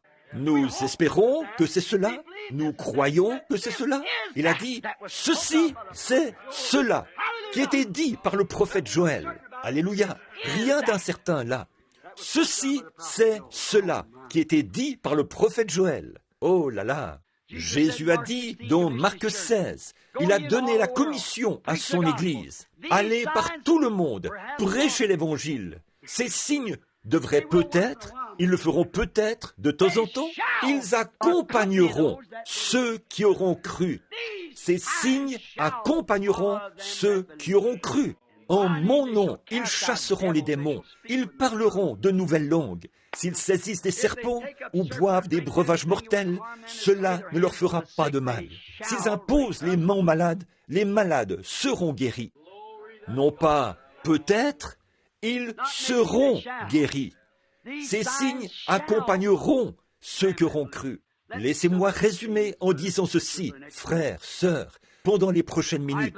J'y crois. Je crois que tout le reste, tout ce qui est contraire à cela n'est pas juste. Je crois que tout ce qui est contre cela tombera. Je crois, peu m'importe le nombre de communismes ou le nombre de ces ismes-ci, cet isme-là, l'isme de l'Église, le romanisme et tous les autres, les américanismes, toutes ces choses tomberont. Mais cette parole tiendra ferme éternellement, parce qu'elle est une parole. Et avant d'être une parole, il faut que ce soit une pensée. Et une parole est une pensée exprimée. Et Dieu, dans l'éternité, cela était dans sa pensée. Il a exprimé ses pensées. C'est devenu une parole. Et la parole doit être manifestée. C'est la raison pour laquelle, quand il a parlé d'un Messie, il fallait qu'un Messie vienne. Il a dit qu'il y aurait une Église dans les derniers jours, sans tache ni ride. Il y aura donc une Église. Alléluia. Il l'a dit. Je le crois sur parole. Je le crois. Je crois qu'il a promis le Saint-Esprit à tout croyant qui croira. Je crois que Pierre, le jour de la Pentecôte, quand il a prêché ce sermon remarquable, et qu'il leur a dit à tous de se repentir et d'être baptisés, que ces signes viendraient, et ceci, quiconque invoquera le nom du Seigneur sera sauvé. Je crois que c'est la vérité. Je m'y suis tenu. J'en ai vu la manifestation. Je sais que je mène un combat. Et je sais que j'essaye de faire un pas, mais avant de faire un pas, je dois couper tous les enchevêtrements, les ronces et tout le reste, pour les enlever du chemin. Mais chaque fois que vous faites un pas, vous avancez. Amen. Prenez le couteau et coupez. Beaucoup d'entre vous se souviennent de Paul Rader, un ami très précieux. Je n'étais qu'un jeune prédicateur, tout jeune. J'avais l'habitude d'aller à Fort Wayne pour l'écouter, au Rediger Tabernacle. Un grand gaillard. Il reculait, remontait son pantalon, levait la main et grognait comme un ours. Et je pensais qu'il allait sauter par-dessus la chair. Quand il commençait avec un sujet, ah oui, dans la Genèse, et se retrouvait dans l'Apocalypse, parcourant le livre d'un bout à l'autre. Paul était tout un homme. Alors qu'il parlait un jour, il a dit, « J'étais bûcheron dans l'Oregon, d'où il venait. » Il a dit, « Un jour, vous savez, il a dit, j'étais juste dans les champs de mission, quelque part très loin. Je ne me souviens plus où c'était. Et il faisait du travail missionnaire. Il croyait en Dieu, il croyait en la guérison divine. Et Paul a dit, à l'endroit même où se trouve l'Église mondiale aujourd'hui, il a dit, si j'avais apporté mon message de grâce aux ardents pentecôtistes, au lieu de faire ce que j'ai fait ici avec vous, a-t-il dit, et cela m'a causé beaucoup de soucis. Je me retrouve avec des milliers de dollars de dettes. Je me suis fait tellement de soucis que j'ai maintenant un cancer et je suis en train de mourir. Si j'avais apporté mon message de grâce aux ardents pentecôtistes, Dieu m'aurait abondamment béni pour cela. C'est vrai. Il a dit qu'il était là-bas, dans la jungle, et qu'il a eu la fièvre bilieuse, ou quelque chose comme ça. C'était terrible. Il était loin dans la jungle, et il était en croyant ferme dans la guérison divine. Il a dit qu'il était de plus en plus malade. Il a prié et prié. Et certains des missionnaires ont dit qu'ils allaient prendre un bateau pour aller chercher un médecin. Or, aller chercher un médecin leur prendrait des jours. Et il a dit, ne faites pas ça, laissez faire. Il a dit, si Dieu ne me guérit pas, alors je rentre à la maison. Alors, il a dit que sa femme est restée dans la pièce avec lui. Il faisait de plus en plus noir. Il a appelé sa femme et lui a dit, « Chérie, prends ma main. » Il a dit, « Continue de prier pour moi. » Il commence à faire noir maintenant. Il a dit, « Je crois que les ombres tombent autour de moi. » Il a dit, « Tiens, tiens ma main et prie alors que je pars. Il s'est préparé à rencontrer Dieu. Il est en quelque sorte entré en transe. Il a dit qu'il a rêvé qu'il était de nouveau dans l'Oregon. Il était un jeune homme en train de couper du bois. Et il a dit que le patron du camp a dit « Paul, va là-bas, sur un certain flanc de la colline, et coupe un certain arbre, d'une certaine taille. » Il a dit qu'il a couru jusqu'en haut de la colline avec ses jeunes jambes. Puis il a abattu l'arbre, l'a ébranché et y a enfoncé sa hache. Il a dit que sa grande hache à double tranchant s'est enfoncée facilement dans ce pain si tendre. Il a dit qu'il l'a empoigné et s'est dit « Eh bien, je vais le transporter jusqu'en bas de la colline. » Un homme très fort. Il a dit « Je m'étais exercé à mettre mes genoux ensemble d'une certaine manière et à soulever ça sur mon dos, la partie la plus grande d'un homme. » Ses muscles étaient dans son dos et ses épaules, et l'arrière de ses jambes. Il a dit, je pouvais soulever un gros rondin, le poser sur son épaule et s'en aller. Mais il a dit, c'était juste un rondin ordinaire. Mais, a-t-il dit, j'ai juste... Pardonnez-moi. Il a dit, je n'arrivais simplement pas à déplacer ce rondin. Pardonnez-moi. Il a dit, je n'arrivais simplement pas à déplacer ce rondin. Il a dit, j'ai lutté et j'ai essayé de le soulever, mais je n'y arrivais pas. Il a dit, j'ai épuisé toutes mes forces. Il a dit, je n'arrivais simplement pas à déplacer ce rondin. Et il a dit, finalement, je suis devenu si faible que je me suis assis contre l'arbre et j'ai commencé à essuyer ma sueur. J'étais complètement épuisé. Et il a dit, après un certain temps, j'ai entendu la voix de mon patron. Mais il a dit, c'était la voix la plus douce que j'ai jamais entendue. Et il a dit, quand je me suis retourné, la voix m'a dit, « Paul !» Et j'ai dit, « Oui, patron, qu'est-ce qu'il y a ?» Il a dit, « Pourquoi essayes-tu de le tirer comme ça ?» Il a dit, « Eh bien, vous m'avez ordonné de la porter au camp, mais je suis complètement épuisé à force d'essayer. Je n'y arrive pas, patron. » Il a dit, « Paul, ne vois-tu pas ce cours d'eau qui coule juste là ?» Il a dit, « Oui. » Il a dit, « Ce cours d'eau descend jusqu'au camp. Pourquoi ne pas simplement le basculer dans l'eau, sauter dessus et le chevaucher jusqu'au camp ?» Il a dit, « Je n'y ai jamais pensé. » Alors, il a fait rouler l'arbre jusque dans l'eau, a sauté dessus et a dit, « Oh là là !» Il s'est mis à faire des éclaboussures et a sauté et a crié à tue-tête alors qu'il passait par-dessus les petites vagues et qu'il descendait le cours d'eau et tout. En chevauchant ce rondin, en descendant, il criait à tue-tête, « Je chevauche dessus, je chevauche dessus !» Il a dit que tout à coup, il est revenu à lui. Il se trouvait en plein milieu de la pièce. Lui et sa femme poussaient des cris ensemble. Il cria à tue-tête, « Je chevauche dessus, je chevauche dessus, je chevauche dessus !» Frères, les nations se disloquent, Israël se réveille, les signes que la Bible a prédits. Les jours des nations sont comptés. Ils seront remplis d'effroi. Retournez, ô dispersés, vers les vôtres. Ce message de la parole de Dieu est la vérité. Que je vive ou que je meure, je la chevauche. Je ne fais pas d'histoire avec elle. Je n'essaye pas de faire des histoires à son sujet. Je la prends telle qu'elle et je la chevauche. Que les critiques s'élèvent. Je franchirai chaque vague. Je vais arriver au camp un de ces jours. Chevauchons la parole de Dieu. Amen. Je suis certain d'y arriver. Prions. Pourquoi lutter avec le fardeau de vos péchés? Pourquoi rester dans cet état? Ne pas savoir où vous en êtes? Courir d'église en église et de lieu en lieu? Pourquoi ne pas tout abandonner sur la croix ce soir et chevaucher la parole? Pourquoi ne pas prendre la promesse de Dieu ce soir et sortir du pétrin en la chevauchant pour aller dans le grand ciel ouvert comme ça? Ne luttez pas contre elle, ne vous en inquiétez pas, croyez-la simplement, acceptez-la. C'est un royaume inébranlable, chevauchez-le. Si vous êtes malade ce soir, prenez la promesse de Dieu.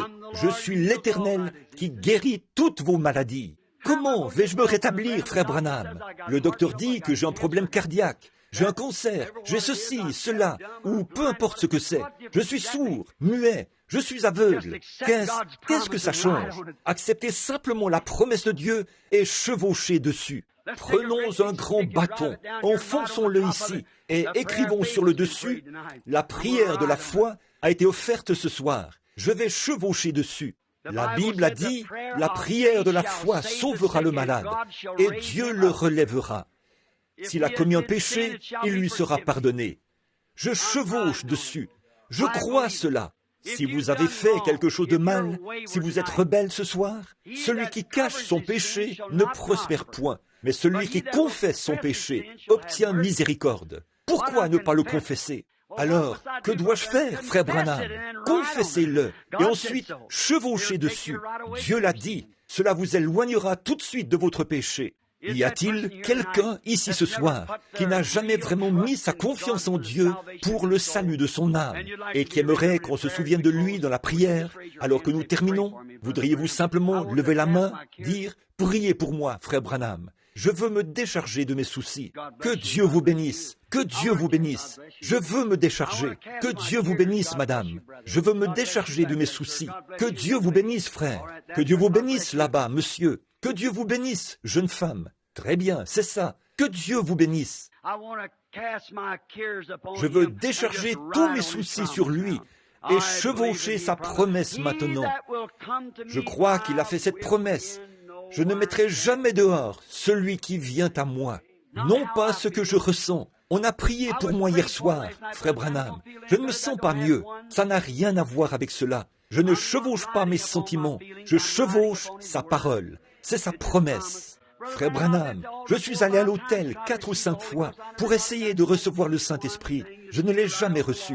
Ça ne veut rien dire. Restez juste sur le rondin. Ça vous amènera tout droit au camp des premiers-nés, au camp des saints. Vous y arriverez. Restez sur votre rondin et criez et hurlez les louanges de Dieu aussi fort que vous le pouvez. C'est comme ça qu'il faut faire. Pendant que nous avons la tête inclinée, voulez-vous vraiment chevaucher dessus? Puis cette petite chose qui frappe doucement à votre cœur, voudriez-vous vous avancer ici et vous tenir devant l'autel 1 minute et nous laisser prier pour vous et vous imposer les mains? Nous serions heureux que vous vous avanciez. Considérons ce petit quelque chose qui a été mis autour de votre cœur ce soir et qui dit « Tu sais que tu as tort. Maintenant, lève la main. » Très bien. Vous avez marché sur le rondin de sa promesse, l'arbre, la croix qui était coupée. Entourez cette croix de vos bras maintenant. Marchez jusqu'ici et dites « Maintenant, je vais chevaucher dessus. Je vais croire cela maintenant même. Je vais l'accepter. Je crois cela. Je ne m'en écarterai jamais. Je vais m'en tenir strictement à cette parole jusqu'à ce que celle-là soit confirmée. Et ensuite, après que celle-là est confirmée, je vais en prendre une autre, monter dessus et me mettre à la chevaucher. Voyez-vous? Et mot par mot, étape par étape, vous posséderez tout ce que Dieu vous a promis. Car tout est possible à celui qui chevauchera dessus. Chevauchez sa promesse, car c'est certain qu'elle vous amènera au camp et vous amènera dans la présence de Dieu. Voulez-vous vous avancer maintenant, pendant que nous avons la tête inclinée, et on demande à tous ceux qui voudraient se tenir à l'autel de venir pour un moment de prière. Je chevauche dessus, Seigneur. Seigneur, je crois. Tous mes doutes ont été ensevelis dans la fontaine. Seigneur, je viens. Je crois cela. Je m'appuie sur la parole ce soir et je vais croire cela de tout mon cœur. Je te prends au mot.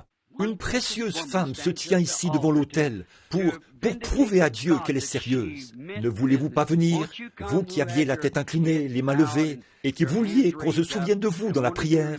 Voulez-vous simplement vous avancer ici? Que Dieu vous bénisse. Avancez-vous simplement. C'est ça. Avancez et tenez-vous ici. Dites, je vais chevaucher dessus. Dieu, tu as fait la promesse. Quelque chose a frappé à mon cœur. Et je viens maintenant pour chevaucher dessus. Et je vais rester dessus jusqu'à ce qu'il m'amène au camp. Je descends vers le camp des saints du Très-Haut. Que Dieu vous bénisse. C'est bien. Avancez-vous maintenant, vous qui voulez chevaucher dessus, tel que vous êtes, tel que je suis, sans rien à moi. Souvenez-vous, vous dites, est-ce que c'est un arbre? Oui, il y a un arbre qui a été coupé une fois et on l'a replacé de nouveau sur le calvaire. Sautez simplement sur cet arbre ce soir, avec les promesses de Dieu, la parole qui était suspendue à cet arbre. Je chevauche dessus, je vais croire cela de tout mon cœur. Je veux au moins m'avancer ici et serrer la main de mes frères.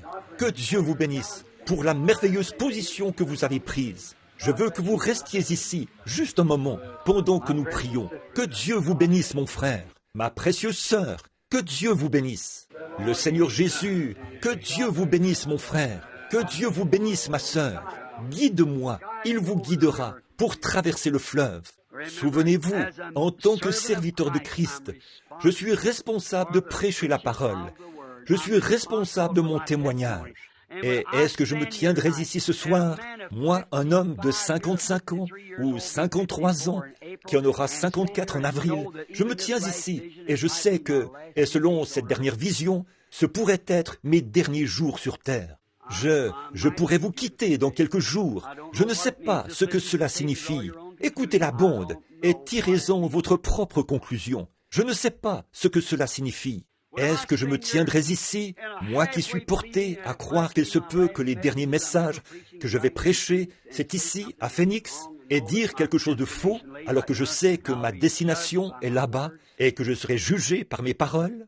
Mes frères et mes sœurs, laissez-moi vous dire ceci. Vous avez assisté aux réunions. Vous savez ce que c'est, le discernement et les choses. Vous ai-je une fois dit quelque chose, au nom du Seigneur, qui ne soit pas arrivé? Je le demande à n'importe qui. Non, monsieur. Dans le monde entier, et les milliers de visions, ça n'a jamais été le cas. Je vous dis la vérité ce soir. Le sang de Jésus-Christ est largement suffisant pour effacer toute tache, et ça le fera. Il y a une source remplie du sang, et vous vous tenez devant elle maintenant, des veines d'Emmanuel, la seule chose sûre qu'il reste sur terre. Tout pécheur plongé dans ce flot est lavé de tout péché. Je vais demander à ces ministres maintenant, et aux frères, si vous voulez bien avancer ici parmi ces gens, tous ceux qui sont... Est-ce la manière dont vous appelez les ministres à prier avec les gens? Tous les ministres ici, alors, qui veulent, qui sont intéressés à voir des âmes sauvées, venez ici et tenez-vous comme un groupe de prière, afin que nous puissions nous unir, nous éloigner et nous séparer de tout le reste. Voici des hommes et des femmes qui scellent leur destination ce soir par le sang de Jésus-Christ, le prenant à sa parole, en chevauchant jusque dans sa présence, sur sa parole, disant « Me voici Seigneur, je n'ai rien à offrir que moi-même. Prends-moi. » Voulez-vous venir, vous placer ici avec eux, si vous le voulez bien? Tous ceux qui le veulent, venez et placez-vous ici. Que Dieu vous bénisse, mes frères. C'est très bien. J'aime voir des hommes vaillants qui s'intéressent aux âmes. Je suppose, mes frères, que c'est bien ça. Venez par ici. Bien, placez-vous autour.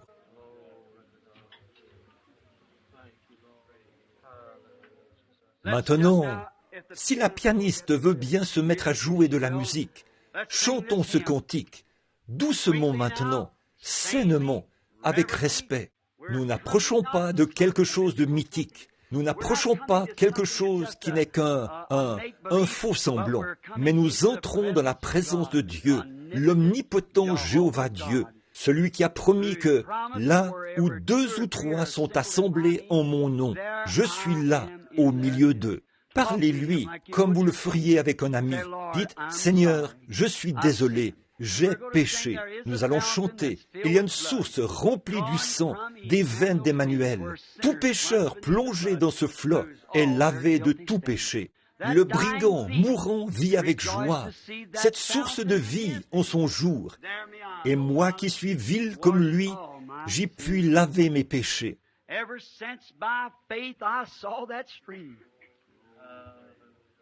Depuis que par la foi j'aperçois ce flot coulant de tes blessures, je redirai sans me lasser ton amour rédempteur.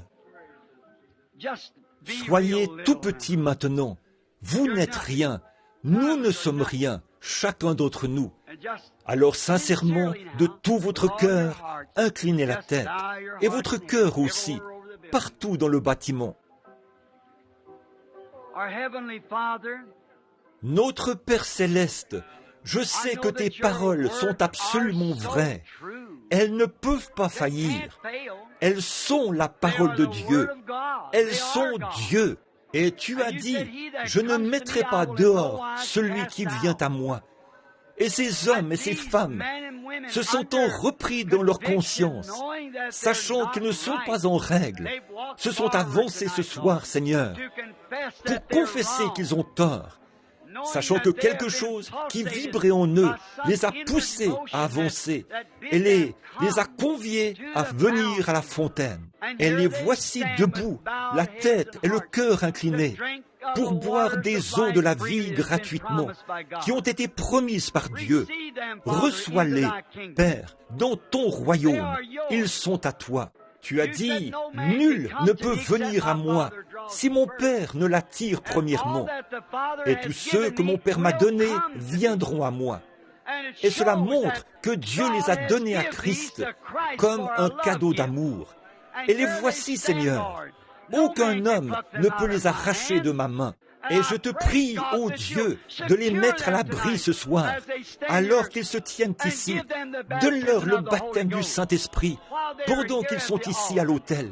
Que la grande puissance de Christ puisse tellement saturer leur vie maintenant. Ils ont fait leur confession. Ils se sont avancés. Tu as dit, celui qui me confessera devant les hommes, je le confesserai devant mon Père et les saints anges. Nous savons que cette œuvre est accomplie.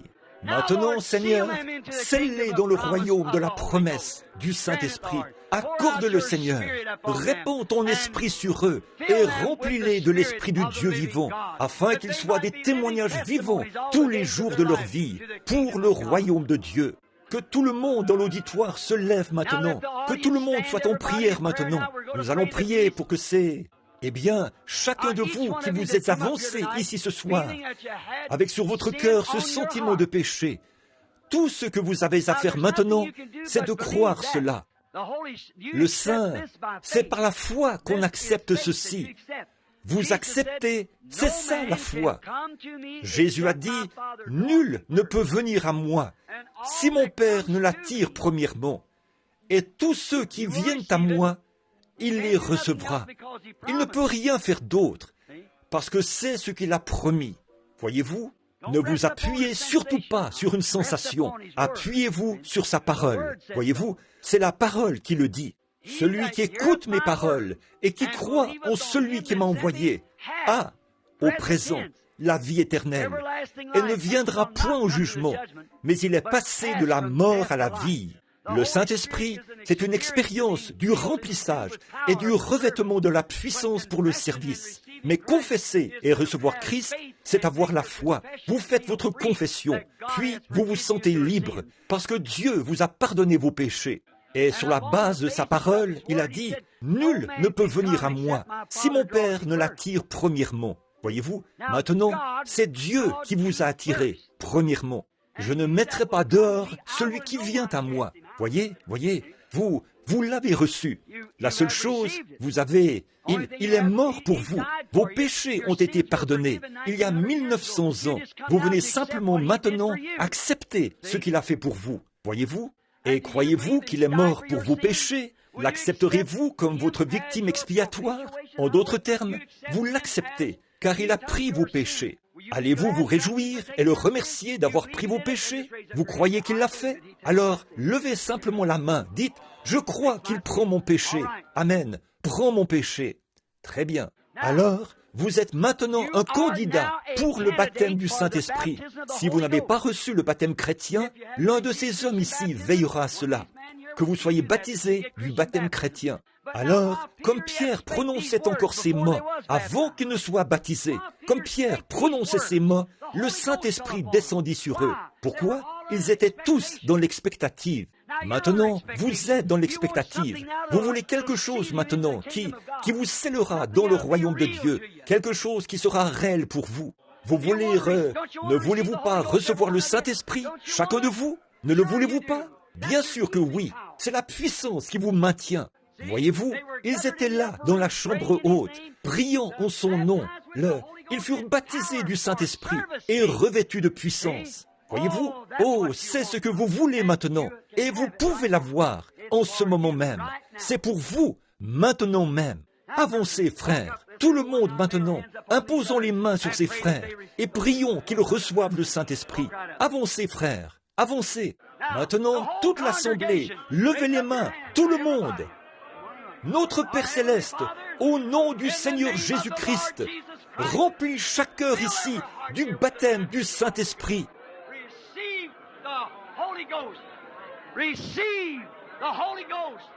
Recevez le Saint-Esprit. Recevez le Saint-Esprit. Ces gens ici qui sont debout et qui attendent que la présence et la puissance de Dieu sature leur vie.